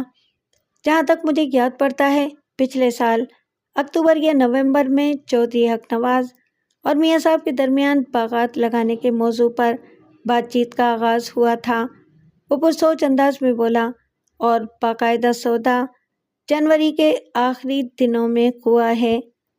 مجھے تاریخ یاد نہیں ہے۔ ہاں، جنوری کا آدھا مہینہ گزرنے کے بعد کی بات ہے۔ سدھیر، آخری مرتبہ تم نے چودھری کے بندے ارشاد کو کب دیکھا تھا؟ میں نے معتدل انداز میں سوال کیا۔ میرا مطلب ہے اس دکان پر آئے سے کتنا عرصہ ہو گیا ہے؟ اسی مہینے کی 4 تاریخ جناب۔ تمہارا مطلب ہے کہ 4 فروری؟ میں نے تصدیق طلب نظر سے اس کی طرف دیکھا۔ آج سے 12 دن پہلے۔ جی جی بالکل، وہ اپنے سر کو اسباتی انداز میں ہلاتے ہوئے بولا۔ اور میاں صاحب اس کے ٹھیک 4 دن بعد یعنی 8 فروری کو گجرانوالہ کے نزدیکی گاؤں قلعہ دیدار سنگھ گئے تھے، اور وہ ابھی تک واپس نہیں آئے۔ اس نے دل گرفتہ لہجے میں جواب دیا۔ جی تھانے دار صاحب، میں اور بیگم صاحبہ ان کے لیے بہت زیادہ فکر مند ہیں۔ آپ کسی طرح میاں صاحب کو جلدی سے ڈھونڈ نکالیں۔ یہ آپ کا ہم لوگوں پر بڑا احسان ہوگا سرکار۔ میں سدھیر کے خالص جذبات کو بخوبی سمجھ اور محسوس کر رہا تھا۔ میں نے ٹھہرے ہوئے لہجے میں کہا، میں میاں نذیر کو بازیاب کرنے کی خاطر ہی گجرانوالہ سے لاہور آیا ہوں، اور مجھے یقین ہے کہ میں بہت جلد میاں صاحب کا سراغ لگانے میں کامیاب ہو جاؤں گا، اور میں یہ ساری بھاگ دوڑ تم لوگوں پر احسان کرنے کے لیے نہیں بلکہ اپنا فرض سمجھ کر رہا ہوں۔ بس ایک دفعہ وہ بندہ میرے خطے چڑھ جائے جسے تم ارشاد سمجھتے ہو، تو پھر میاں صاحب تک پہنچنا بہت آسان ہو جائے گا۔ اگر آپ کی اجازت ہو تو، وہ ہچکچاہٹ بھرے لہجے میں بولا، اگر وہ دوبارہ ہماری دکان پر آئے تو میں اسے قابو کرنے کی کوشش کروں؟ نیکی اور پوچھ پوچھ بے ساختہ میرے منہ سے نکلا۔ سارے فساد کی جڑ وہی بسات ہے، اور جہاں تک میرا دماغ کہتا ہے اسی کمینے نے اپنے جیسے کسی دوسرے کمینے کے ساتھ مل کر ایک منظم سازشی منصوبے کے تحت میاں صاحب کو نقلی کاغذات تھما کر ان سے نہ صرف 50,000 روپے بھی ہتھیار لیے ہیں بلکہ انہیں کہیں غائب بھی کر دیا ہے، لہٰذا وہ اب ادھر کا رخ نہیں کرے گا، اور اگر بفرض محال وہ مردود اس دکان پر یا پورے لاہور میں تمہیں کہیں بھی نظر آ جائے تو میری طرف سے تمہیں کھلی چھوٹ ہے، تم اس کے ہاتھ پاؤں توڑ کر بھی اسے اپنے قبضے میں کرنے کے لیے آزاد ہو، اور اس کے بعد تم نے اسے فوراً مقامی پولیس کے حوالے کر دینا ہے، باقی میں سنبھال لوں گا۔ آپ اس سلسلے میں بالکل بے فکر ہو جائیں تھانے دار صاحب، وہ جوش بھرے لہجے میں بولا، میں نے پورے 12 سال میاں صاحب کا نمک کھایا ہے، ان کے ساتھ دھوکہ کرنے والے کی میں کھٹی پسلی ایک کر دوں گا۔ شاباش، تمہاری یہ ولولہ انگیزی مجھے پسند آئی سدھیر۔ میں نے توصیفی نظر سے اسے دیکھا۔ ایک وفادار ملازم کو تمہارے ہی جیسا ہونا چاہیے۔ میں خود بھی اس رذیل کو ڈھونڈنے کی کوشش کروں گا، اگر وہ مجھے مل گیا تو اس کی شناخت کے لیے میں تمہیں گجرانوالہ بلاؤں گا، آؤ گے نا؟ آپ ایک بار بلائیں گے، میں 10 بار آؤں گا، وہ اپنے سینے پر ہاتھ رکھ کر بڑے عزم سے بولا۔ میاں صاحب کے لیے میری جان بھی حاضر ہے۔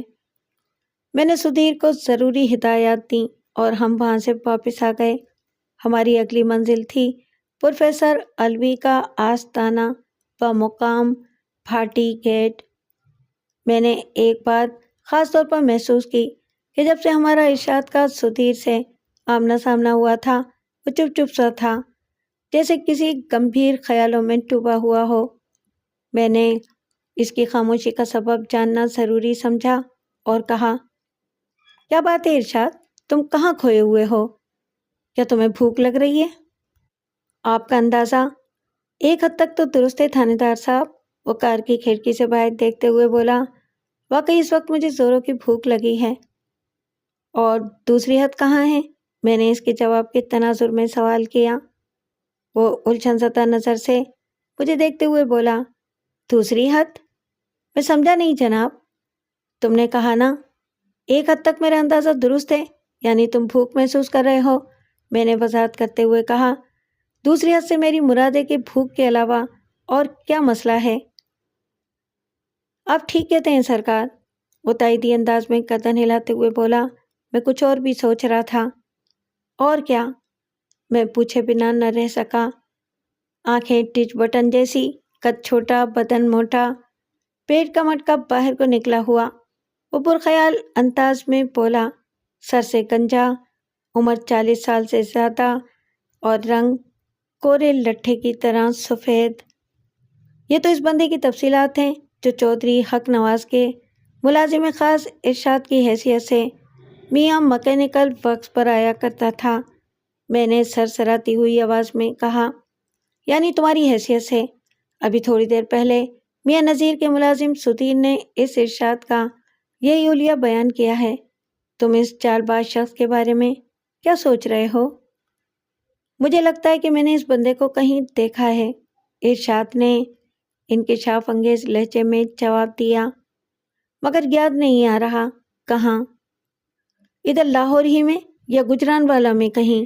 میں نے تیز آواز میں استفسار کیا۔ میں یقین سے نہیں بتا سکتا تھانے دار صاحب، وہ معذرت خانہ انداز میں بولا۔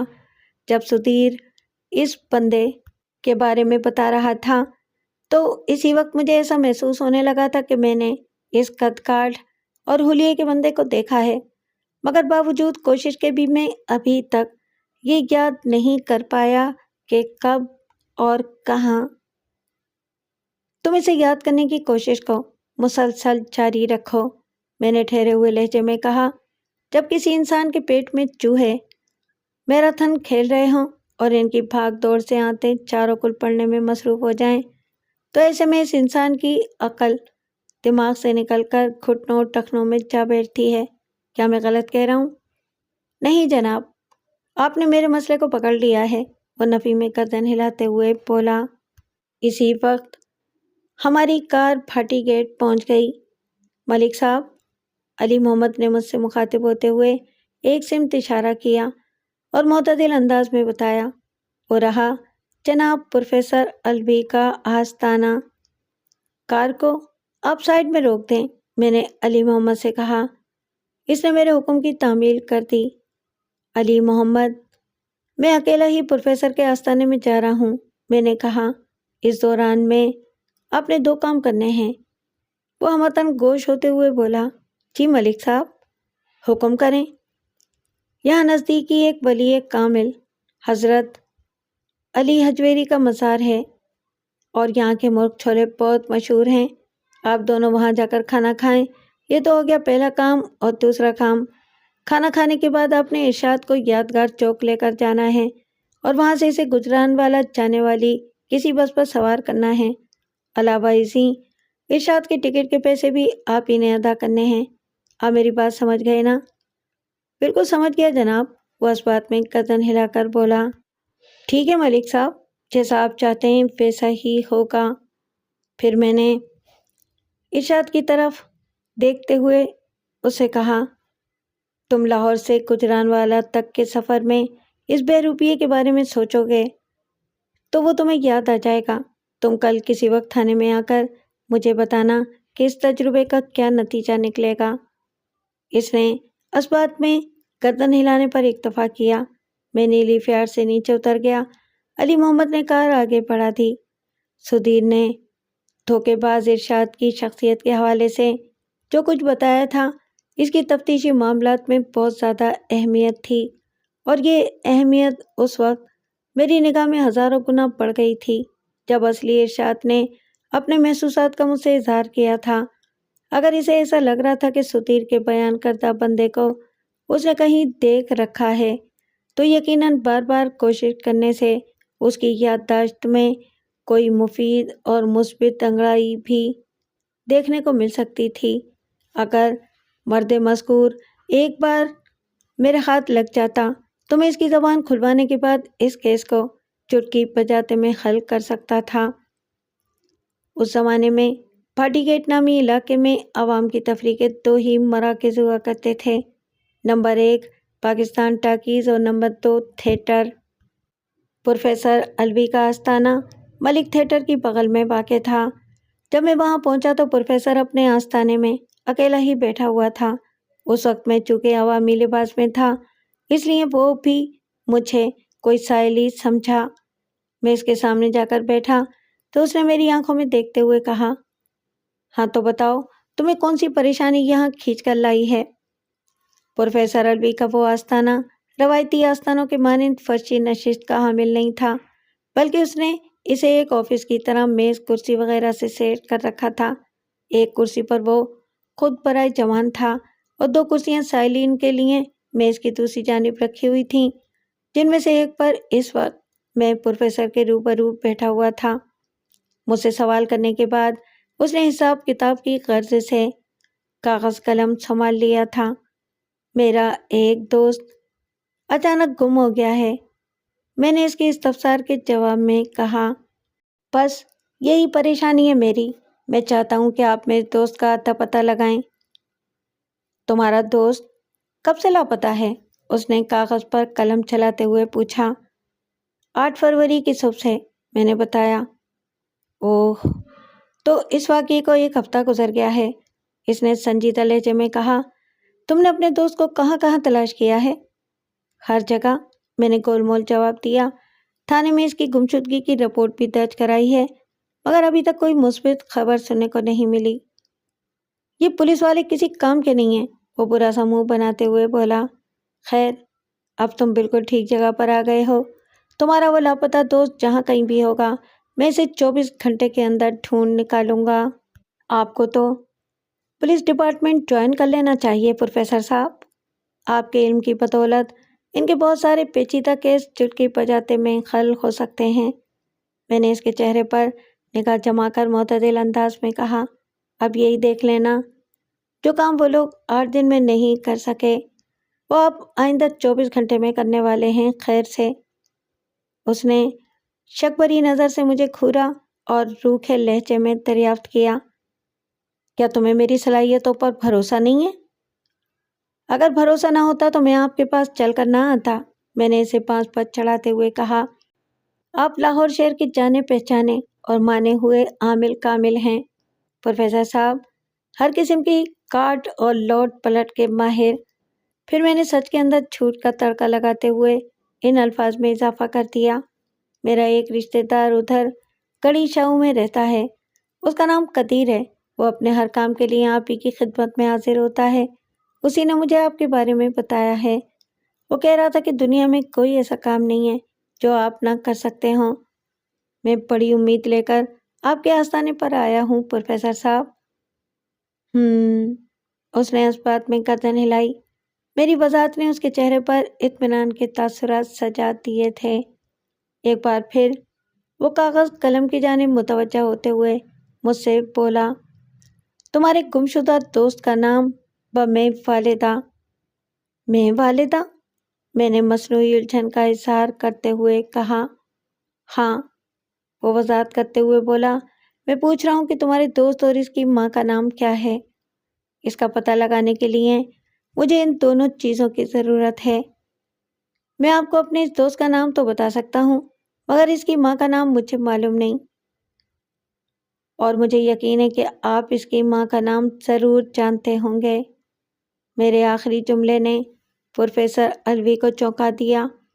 اس نے کڑے لہجے میں استفسار کیا، تمہیں ایسا یقین کیوں ہے کہ مجھے اس بندے کی ماں کا نام کیسے معلوم ہوگا؟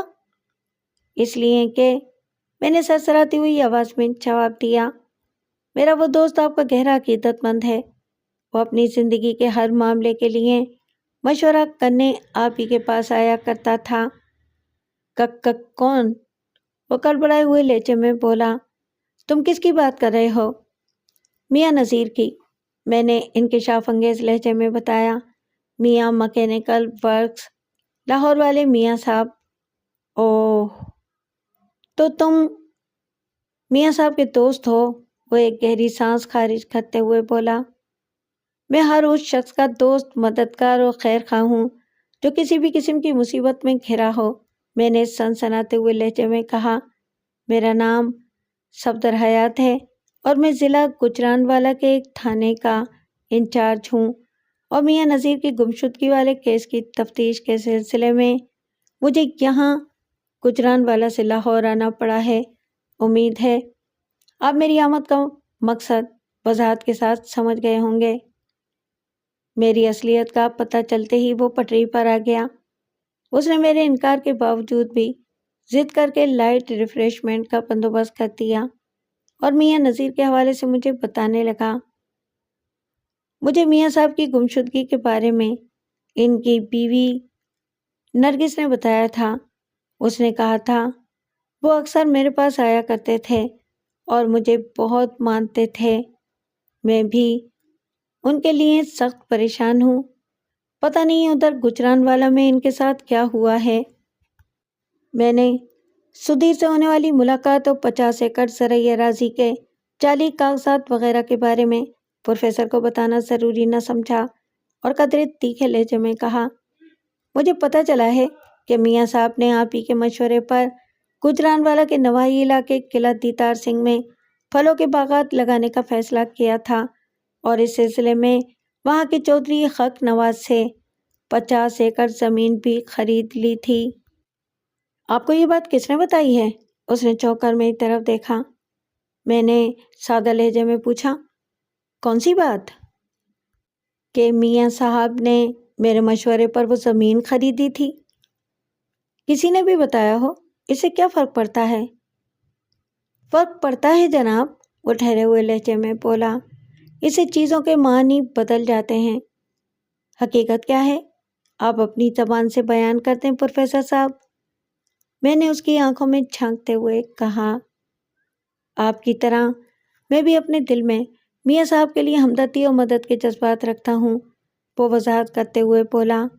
جب میاں صاحب نے مجھے بتایا کہ قلعہ دیدار سنگھ میں وہ پھلوں کے باغات لگانے کا ارادہ رکھتے ہیں تو میں نے دو ٹوک انداز میں ان سے کہہ دیا تھا کہ دکانداری کی بنسبت کھیتی باڑی اور زراعت زیادہ منافع بخش اور عزت والا پیشہ ہے۔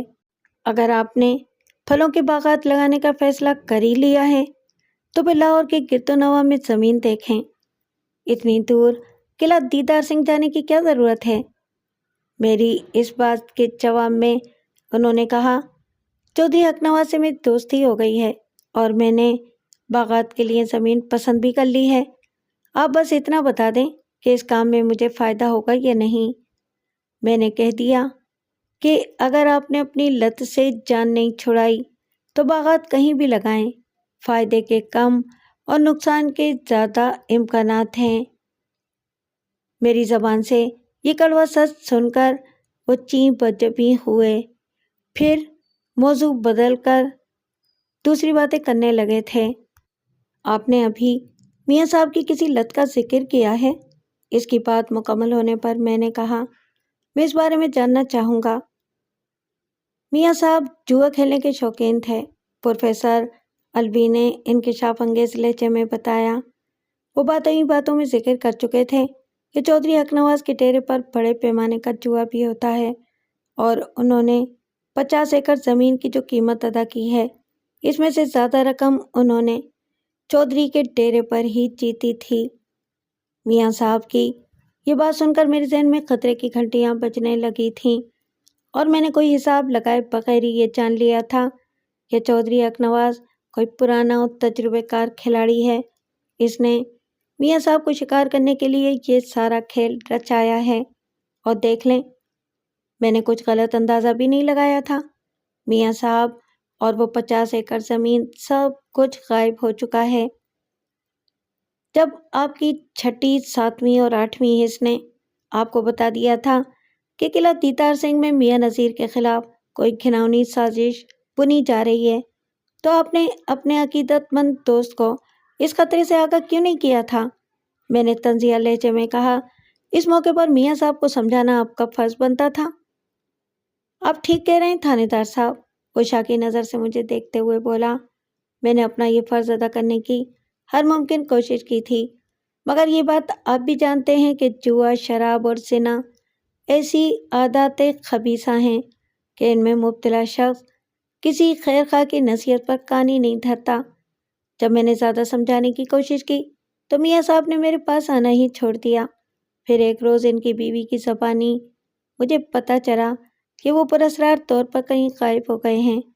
مقصود مغل اور احسان اللہ بھی میاں صاحب کے لیے بہت فکر مند ہیں۔ یہ مقصود مغل اور احسان اللہ کون ہیں؟ میں نے پوچھے بنا نہ رہ سکا۔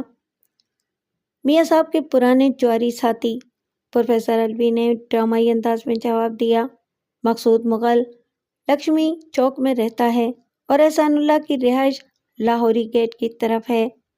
یہ سب لوگ ہفتے میں ایک بار مل بیٹھ کر جوا کھیلتے تھے۔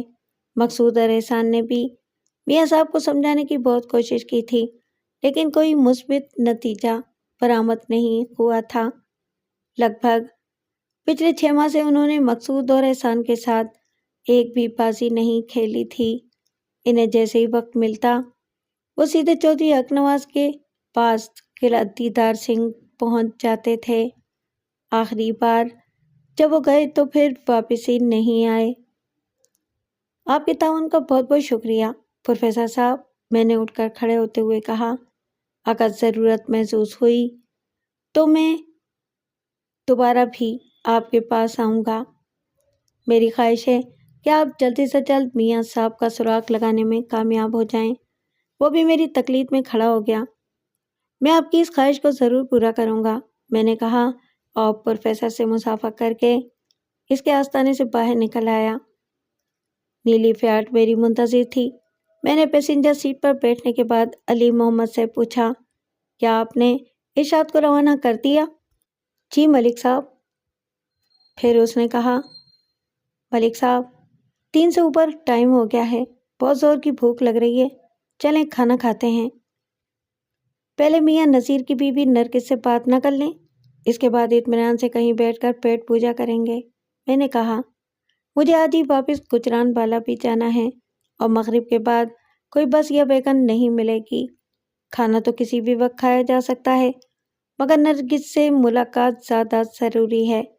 میں نے 50 ایکڑ زمین کے بوگس کاغذات بھی اس کے حوالے کرنا ہے۔ آپ کے یہ سارے کام اپنے وقت پر ہو جائیں گے ملک صاحب، وہ پورے اعتماد لہجے میں بولا۔ بھاٹی گیٹ سے اردو بازار زیادہ دور نہیں ہے، میں آپ کو اپنی دکان پر لے کے جا رہا ہوں، ہم وہیں بیٹھ کر تسلی سے کھانا کھائیں گے، اس کے بعد شادمان کالونی کا رخ کریں گے۔ یہ میرا آپ سے وعدہ ہے کہ اگر آپ کو واپسی کے لیے کوئی سواری نہ ملی تو میں اسی کار میں آپ کو گجران والا چھوڑ کر آؤں گا۔ علی محمد کی اس پرخلوص پیشکش کو میں ٹھکرا نہ سکا اور اسے شرف میزبانی بخشنے کے لیے میں اس کی دکان کی طرف جانے کے لیے آمادہ ہو گیا۔ دوران سفر اس نے مجھ سے پوچھا، پروفیسر الوی سے کوئی کام کی بات معلوم ہوئی؟ جواب میں نے اسے میاں نذیر کی جوئے کی لت کے بارے میں بتا دیا۔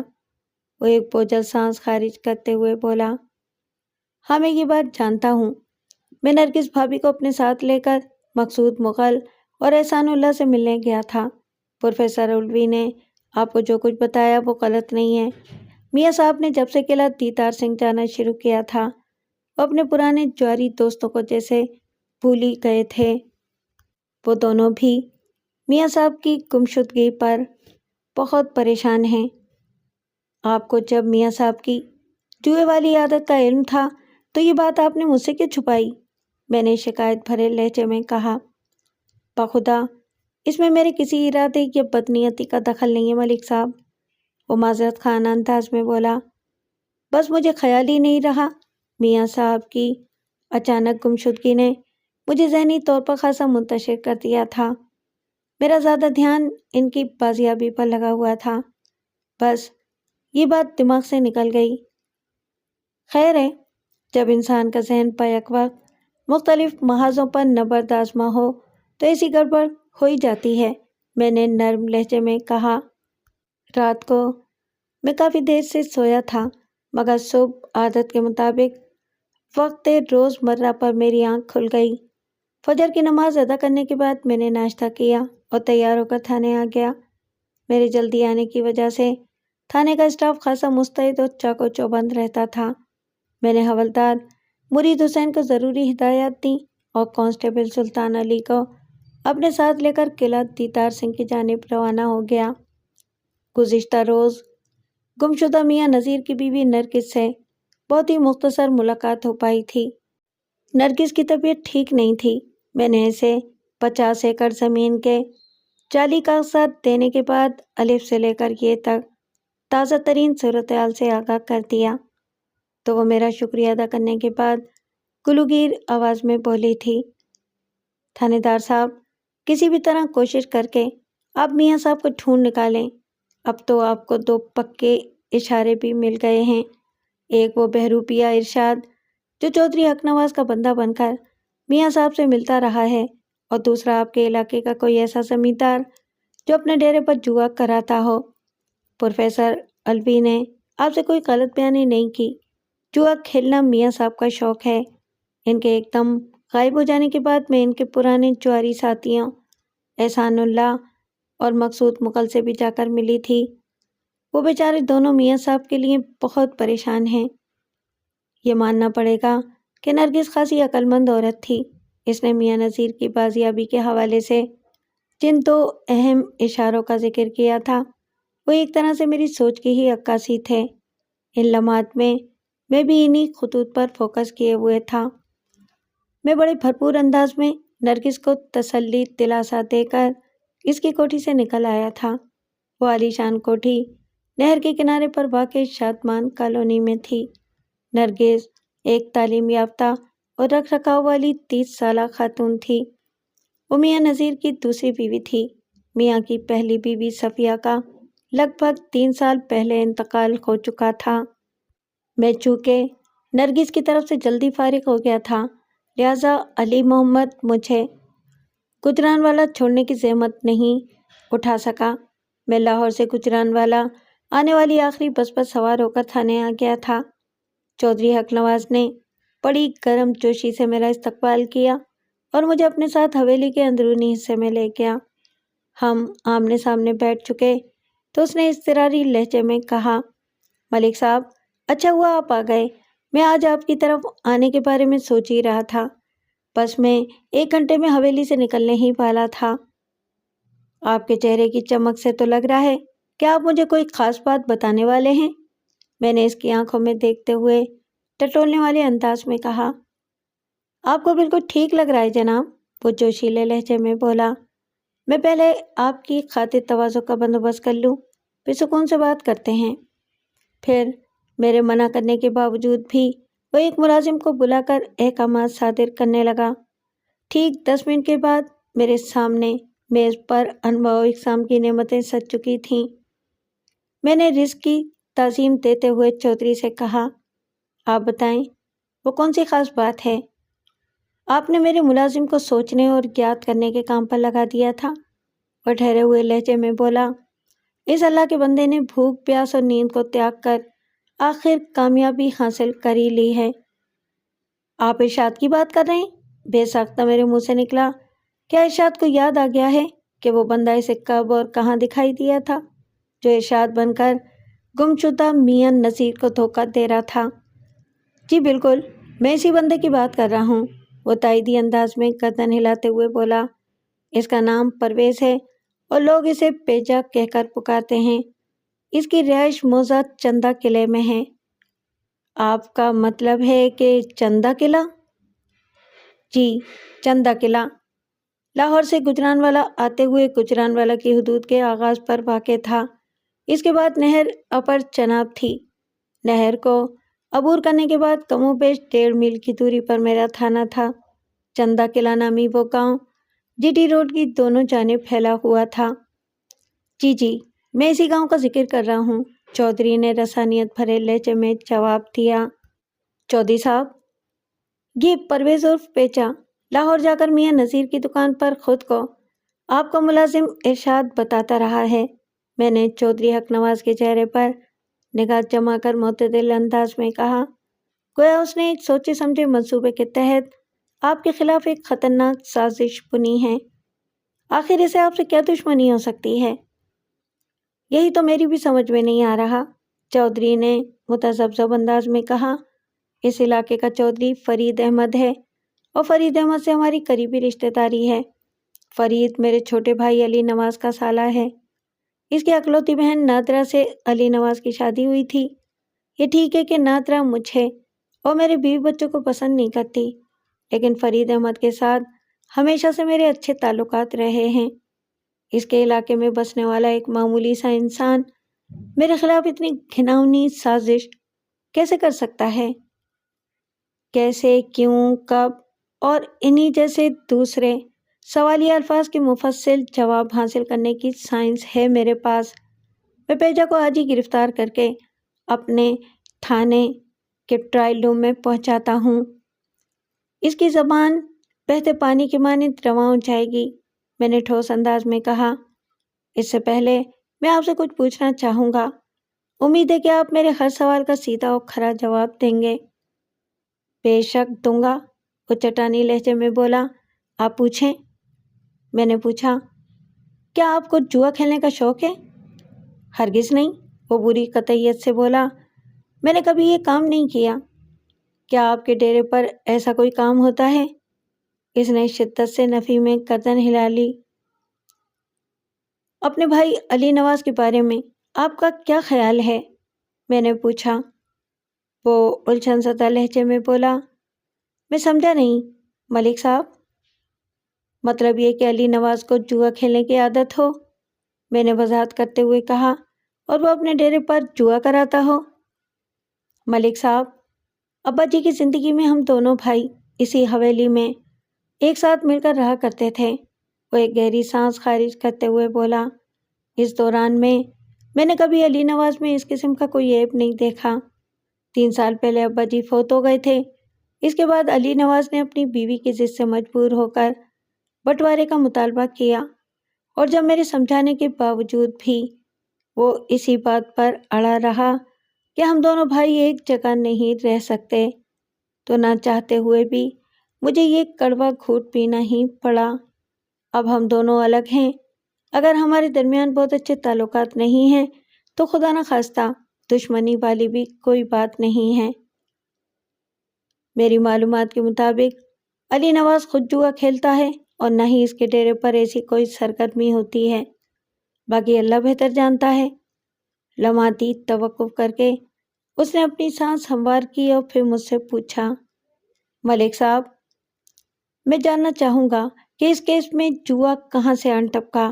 کیا اس کا میاں نذیر کی گمشدگی سے کوئی تعلق واسطہ ہے؟ بہت گہرا تعلق اور نہایت اہم واسطہ ہے چودھری صاحب، میں نے سرسراتی ہوئی آواز میں کہا۔ میاں نذیر نے جس قلعہ دیدار سنگھ میں 50 ایکڑ زمین باغات کے لیے خریدی تھی، وہاں کے چودھری حق نواز اپنے ڈیرے پر جوا کراتے ہیں، جہاں میاں نذیر نے اچھی خاصی رقم جیتی تھی۔ میں نے اپنے جواب میں کہ یہ ایک الفاظ پر زور دیا تھا۔ میرے خاموش ہونے پر وہ معنی خیز انداز میں بولا، ساری بات سمجھ میں آ گئی ملک صاحب۔ میری ساکھ کو پٹا لگانے اور مجھے 50 ایکڑ اراضی کی جعلی فروخت میں ملوث کرنے کے لیے کسی چال باز شخص نے یہ سازشی کھیل رچایا ہے۔ جب یہ بات آپ کی سمجھ میں آ گئی ہے تو پھر اندازہ لگائیں آپ سے اس قسم کی دشمنی کون کر سکتا ہے؟ میں نے چودھری کی آنکھوں میں دیکھتے ہوئے کہا، یقیناً پرویز عرف پیجا کے پیچھے کوئی بہت ہی شاطر اور طاقتور شخص چھپا ہوا ہے۔ میں آپ کی بات سے اتفاق کرتا ہوں ملک صاحب، وہ تائیدی انداز میں گردن ہلاتے ہوئے بولا، لیکن میں سچ کہہ رہا ہوں کہ میرا دھیان کسی کی طرف نہیں جا رہا۔ آپ اپنے دماغ پر زیادہ زور نہ ڈالیں چودھری صاحب، میں نے معتدل انداز میں کہا، آپ کے دشمن کو تلاش کرنا میرا کام ہے۔ آپ بس مجھے اتنا بتا دیں کہ آلے دوالے کے گاؤں میں کون ایسا طاقتور انسان ہے جو زمیندار بھی ہو اور اسے جوئے وغیرہ کا نہ صرف شوق ہو بلکہ وہ اپنے ڈیرے پر اس کا اہتمام بھی کرتا ہو۔ چودھری فرید احمد کے بڑے بیٹے چودھری احسان کو جوئے کی لت ہے، اس نے بتایا۔ احسان کی عمر 30 سال کے قریب ہے اور وہ اپنے ہم کماش لوگوں کے ساتھ ڈیرے پر ایسی تفریحات کرتا رہتا ہے۔ ہم قلعہ دیدار سنگھ کی جگہ چندہ قلعہ اور چودھری حق نواز کی جگہ چودھری احسان احمد کو رکھ کر آگے بڑھے ہیں۔ میں نے سوچ میں ڈوبے ہوئے انداز میں کہا، اس حساب سے پیجا ارشاد بن کر میاں نذیر سے ملتا رہا اور پھر میاں نذیر کو چودھری حق نواز کی حیثیت سے میں چودھری احسان احمد سے ملوا دیا۔ چودھری احسان نے چودھری حق نواز بن کر اپنی فرضی 50 ایکڑ زمین جعلی دستاویز کے ذریعے میاں نذیر کے ہاتھ فروخت کر دی۔ اگر یہاں تک میری یہ تھیوری درست ثابت ہو جاتی ہے تو پھر میاں نذیر کا سراغ لگانے میں مجھے کسی دشواری کا سامنا نہیں کرنا پڑے گا۔ اپنی بات مکمل کرتے ہوئے میں اٹھ کر کھڑا ہو گیا۔ آپ کہاں جا رہے ہیں ملک صاحب؟ چودھری نے اضطراری لہجے میں پوچھا۔ پیجا کو گرفتار کرنے، میں نے پرعزم لہجے میں کہا، اور اس مقصد کے لیے مجھے آپ کے ملازم ارشاد کی ضرورت پیش آئے گی کیونکہ وہ پیجا کو پہچانتا ہے۔ میں اور میرے تمام ملازمین آپ سے ہر قسم کے تعاون کے لیے تیار ہیں، وہ گہری سنجیدگی سے بولا۔ میں نے ہمیشہ حق کا ساتھ دیا ہے۔ میری خواہش ہے کہ میاں نذیر کے ساتھ ہونے والی زیادتی کا ازالہ ہو اور میں بھی یہ جان سکوں کہ میرا دشمن کون ہے اور کیوں ہے۔ ایسا ہی ہوگا چودھری صاحب، میں نے ٹھوس انداز میں کہا۔ وہ احترام بھری نظر سے مجھے تکنے لگا۔ میں نے اس سے الوداعی مصافحہ کیا اور حویلی سے نکل کر تھانے کی جانب روانہ ہو گیا۔ پیجا کی گرفتاری کے لیے میں نے ایک خاص حکمت عملی سے کام لیا۔ میں نہیں چاہتا تھا کہ وہ کسی چھوٹی سی غلطی کی وجہ سے ہمارے ہاتھ سے نکل جائے۔ اس کام کے لیے ہم نے ارشاد کے ایک دوست کا استعمال کیا۔ خالد نامی وہ شخص کسی بہانے پیجا کو گاؤں سے باہر ٹی ٹی روڈ تک لے کر آیا تھا، جہاں درختوں کے ایک جھنڈ میں اس کے استقبال کے لیے موجود تھا۔ آج کل بھی جی ٹی روڈ کی دونوں جانب آپ کو قداوت درختوں کی ایک کبھی ختم نہ ہونے والی قطاریں دیکھنے کو ملیں گی، لیکن اس زمانے میں درختوں کی بہتات کسی جنگل کا سما پیش کرتی تھی، اس لیے چھپنا بہت آسان ہوا کرتا تھا۔ جب پولیس اپنے مطلوبہ مجرم پر پکا ہاتھ ڈال دے تو پھر اس کی زبان کھلوانے میں کسی دقت یا پریشانی کا سامنا نہیں کرنا پڑتا۔ میں نے پیجا کو لگ بھگ مغرب کے وقت حوالدار مرید حسین کے سپرد کیا تھا۔ ٹھیک 2 گھنٹے کے بعد حوالدار نے آ کر مجھے بتایا کہ اس نے ٹیپ ریکارڈر کی مرمت کر دی ہے، میں جب چاہوں اسے بجا سکتا ہوں۔ کافی سمجھدار اور تجربے کار مکینک ہو مرید حسین، میں نے معنی خیز انداز میں کہا۔ بہت جلدی تم نے ٹیپ ریکارڈر کا فالٹ پکڑ لیا ہے، لے آؤ اسے میرے پاس، میں بھی تو دیکھوں کہ اس میں سے کس درجے کا سر سنگیت خارج ہوتا ہے۔ حوالدار جی اچھا کہتے ہوئے میرے کمرے سے نکل گیا۔ 2 گھنٹے میں مرید حسین نے پیجا کی ایسی حالت بنا دی تھی جیسے وہ کئی روز سے پولیس کی تحویل میں زیر تفتیش رہا ہو۔ میں نے اس کی آنکھوں میں دیکھتے ہوئے سخت لہجے میں کہا، دیکھو پیجا، حوالدار ضد کر رہا ہے کہ میں آج کی پوری رات تمہیں اس کے رحم و کرم پر چھوڑ دوں، صبح تک وہ تمہارے اندر سے ایک ایک بات کھود کر نکال لے گا۔ اگر میں صبح تک زندہ رہوں گا تب نہ، وہ میری بات مکمل ہونے سے پہلے ہی فریادی لہجے میں بولا، آپ کا یہ حوالدار کسی قصاب سے کم خطرناک و بے رحم نہیں ہے، یہ تو آپ کی مہربانی ہے کہ مجھے اپنے پاس بلا لیا۔ اس اللہ کے بندے نے تو میری کھال اتارنے کا پروگرام بنا رکھا تھا۔ ہاں وہ ایسا ہی جلاد ہے، اس کے قبضے میں آیا ہوا بندہ تو موت کی دعائیں مانگنے پر مجبور ہو جاتا ہے۔ میں نے پیجا کے ڈر میں اضافہ کرنے کی غرض سے کہا، میں نے تم پر خواہ مہربانی نہیں کی، اس کے بدلے میں مجھے تمہارا دیانت دارانہ تعاون چاہیے۔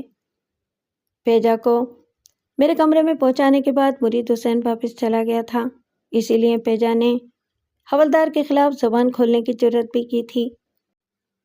وہ میری بات کے جواب میں منت ریز لہجے میں بولا، تھانے دار صاحب، میں آپ سے ہر قسم کے تعاون کے لیے تیار ہوں، بس آپ نے مجھے حوالدار کے پاس نہیں بھیجنا۔ آپ جو بھی پوچھیں گے میں 16 آنے سچی بتاؤں گا۔ دیکھتا ہوں تم اپنے اس وعدے میں کتنے آنے سچے ثابت ہوتے ہو، میں نے اس کے چہرے پر نگاہ گاڑتے ہوئے کہا اور پھر پوچھا، تم چودھری حق نواز کے ملازم ارشاد کی حیثیت سے لاہور والے میاں نذیر کو بے وقوف بناتے رہے ہو، مجھے بتاؤ تمہاری چودھری حق نواز یا میاں نذیر سے کیا دشمنی تھی؟ کوئی نہیں جی، وہ نفی میں گردن ہلاتے ہوئے بولا، میں تو بس حکم کا غلام ہوں تھانے دار صاحب۔ تم کس کے حکم کے غلام ہو؟ چھوٹے چودھری صاحب کے جناب، اس نے بتایا۔ چھوٹے چودھری مطلب چودھری علی نواز؟ میں نے تیز لہجے میں دریافت کیا۔ نہیں سرکار، میں چودھری احسان صاحب کی بات کر رہا ہوں، وہ وضاحت کرتے ہوئے بولا۔ اوہ، تم چودھری فرید احمد کے بڑے بیٹے احسان احمد کا ذکر کر رہے ہو؟ میں نے معتدل انداز میں کہا، پھر پوچھا، چودھری احسان کو میاں نذیر یا چودھری حق نواز سے کیا تکلیف تھی؟ میں اس بارے میں کچھ نہیں جانتا تھانے دار صاحب، وہ بے بسی سے بولا۔ مجھ سے چودھری احسان نے جو کہا وہ میں نے کر دیا، اس سے زیادہ مجھے کچھ پتہ نہیں ہے۔ تم یہ تو تسلیم کرتے ہو نا کہ ارشاد کا نام استعمال کر کے تم نے میاں نذیر سے دوستی کی، پھر اسے بہلا پھسلا کر چندہ قلعہ لے آئے اور یہ چودھری احسان سے ملوا کر میاں کی چودھری سے دوستی کروا دی۔ میں نے اس کی آنکھوں میں دیکھتے ہوئے کہا، تم نے میاں نذیر کو بتایا کہ یہ علاقہ قلعہ دیدار سنگھ ہے اور چودھری احسان کو تم نے چودھری حق نواز کی حیثیت میں میاں نذیر سے متعارف کرایا تھا؟ جی میں مانتا ہوں، وہ اس بات میں گردن ہلاتے ہوئے بولا، اس سے زیادہ میں کچھ نہیں جانتا اور یہ سب میں نے چھوٹے چودھری صاحب کے کہنے پر کیا ہے۔ کیا تم جانتے ہو کہ چودھری احسان نے چودھری حق نواز بن کر میاں نذیر سے 50,000 روپے ہتھیا کر 50 ایکڑ زمین کے جعلی کاغذات اسے تھما دیے تھے۔ میں نے سپاٹ آواز میں پوچھا، اور 8 فروری کو جو میاں نذیر یہاں آیا تھا تو اس کے بعد پلٹ کر لاہور واپس نہیں گیا؟ زمین کی خرید و فروخت اور جعلی کاغذات والے معاملے کی مجھے کوئی خبر نہیں ہے، وہ مضبوط لہجے میں بولا۔ باقی میں نے 8 فروری والے دن میاں نذیر کو اس علاقے میں دیکھا تھا۔ وہ چودھری احسان کے ڈیرے کی طرف گیا تھا۔ وہ جب بھی یہاں آتا تھا تو چودھری احسان اس سے ڈیرے پر ہی ملتا تھا۔ میں تو یہی سمجھ رہا تھا کہ وہ واپس لاہور چلا گیا ہوگا، مگر آپ بتا رہے ہیں کہ وہ 8-9 دن سے لاپتہ ہے۔ یہ میرے لیے حیرت کی بات ہے۔ اگر تم چودھری احسان یا اس کے باپ چودھری فرید کی چودھری حق نواز سے دشمنی کے بارے میں کچھ جانتے ہو تو مجھے ابھی بتا دو، میں نے قطرے نرم لہجے میں کہا۔ میں تمہیں اس جھمیلے سے نکال لوں گا، لیکن اگر بعد میں مجھے پتہ چلا کہ تم نے کوئی اہم بات مجھ سے چھپائی ہے تو سمجھ لو میں تمہیں پھانسی کی سزا یا پھر عمر قید کروا کر ہی دم لوں گا۔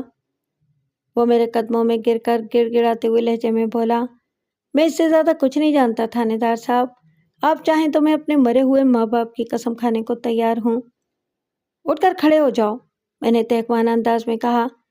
تم نے مجھے سب کچھ سچ بتایا ہے، اس لیے قسم کھانے کی تو ضرورت ہی نہیں، میں نے اس کی تسلی کی خاطر کہا اور پوچھا، مجھے بتاؤ، کیا بڑے چودھری فرید احمد اس بات سے واقف ہے کہ تم نے چودھری احسان کے کہنے پر میاں نذیر سے فریب اور مکاری کا کھیل کھیلا ہے؟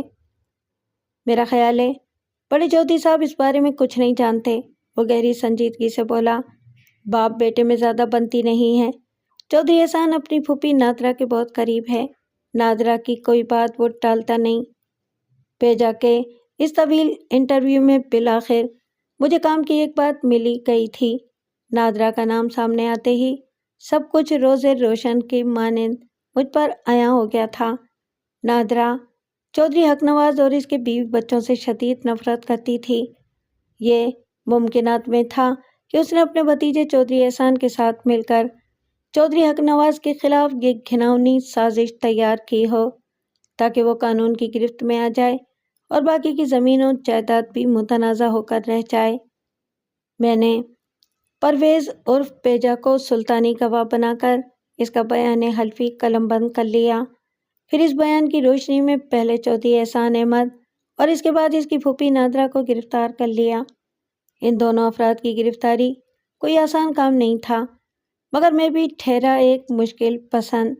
میں نے چودھری فرید احمد اور چودھری علی نواز کی دھمکیوں کو اپنے جوتے کی نوک پر مارتے ہوئے ان دونوں پھوپھی بھتیجے کو کڑی تفتیش سے گزارنے کے بعد ان کی زبانوں سے سچ اگلوا لیا۔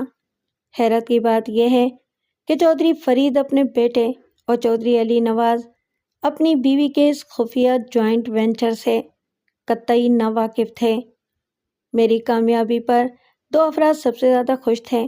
نمبر 1 چودھری حق نواز، کیونکہ میں نے اس سازش کو بے نقاب کر کے اسے ذلیل و رسوا ہونے سے بچا لیا تھا، اور نمبر 2 میاں نذیر۔ جی ہاں، میاں نذیر۔ میاں نذیر کو چودھری احسان نے چارے والے گودام میں قید کر رکھا تھا۔ پروگرام کے مطابق چودھری حق نواز کی گرفتاری کے بعد میاں نذیر کو قتل کر کے قلعہ دیدار سنگھ کے علاقے میں پھینکوایا جانا تھا۔ بہرحال جسے خدا رکھے اسے کون چکھے کے مصداق میاں نذیر کی زندگی کے دن ابھی پورے نہیں ہوئے تھے، اس لیے میں نے اسے زندہ بازیاب کر لیا تھا۔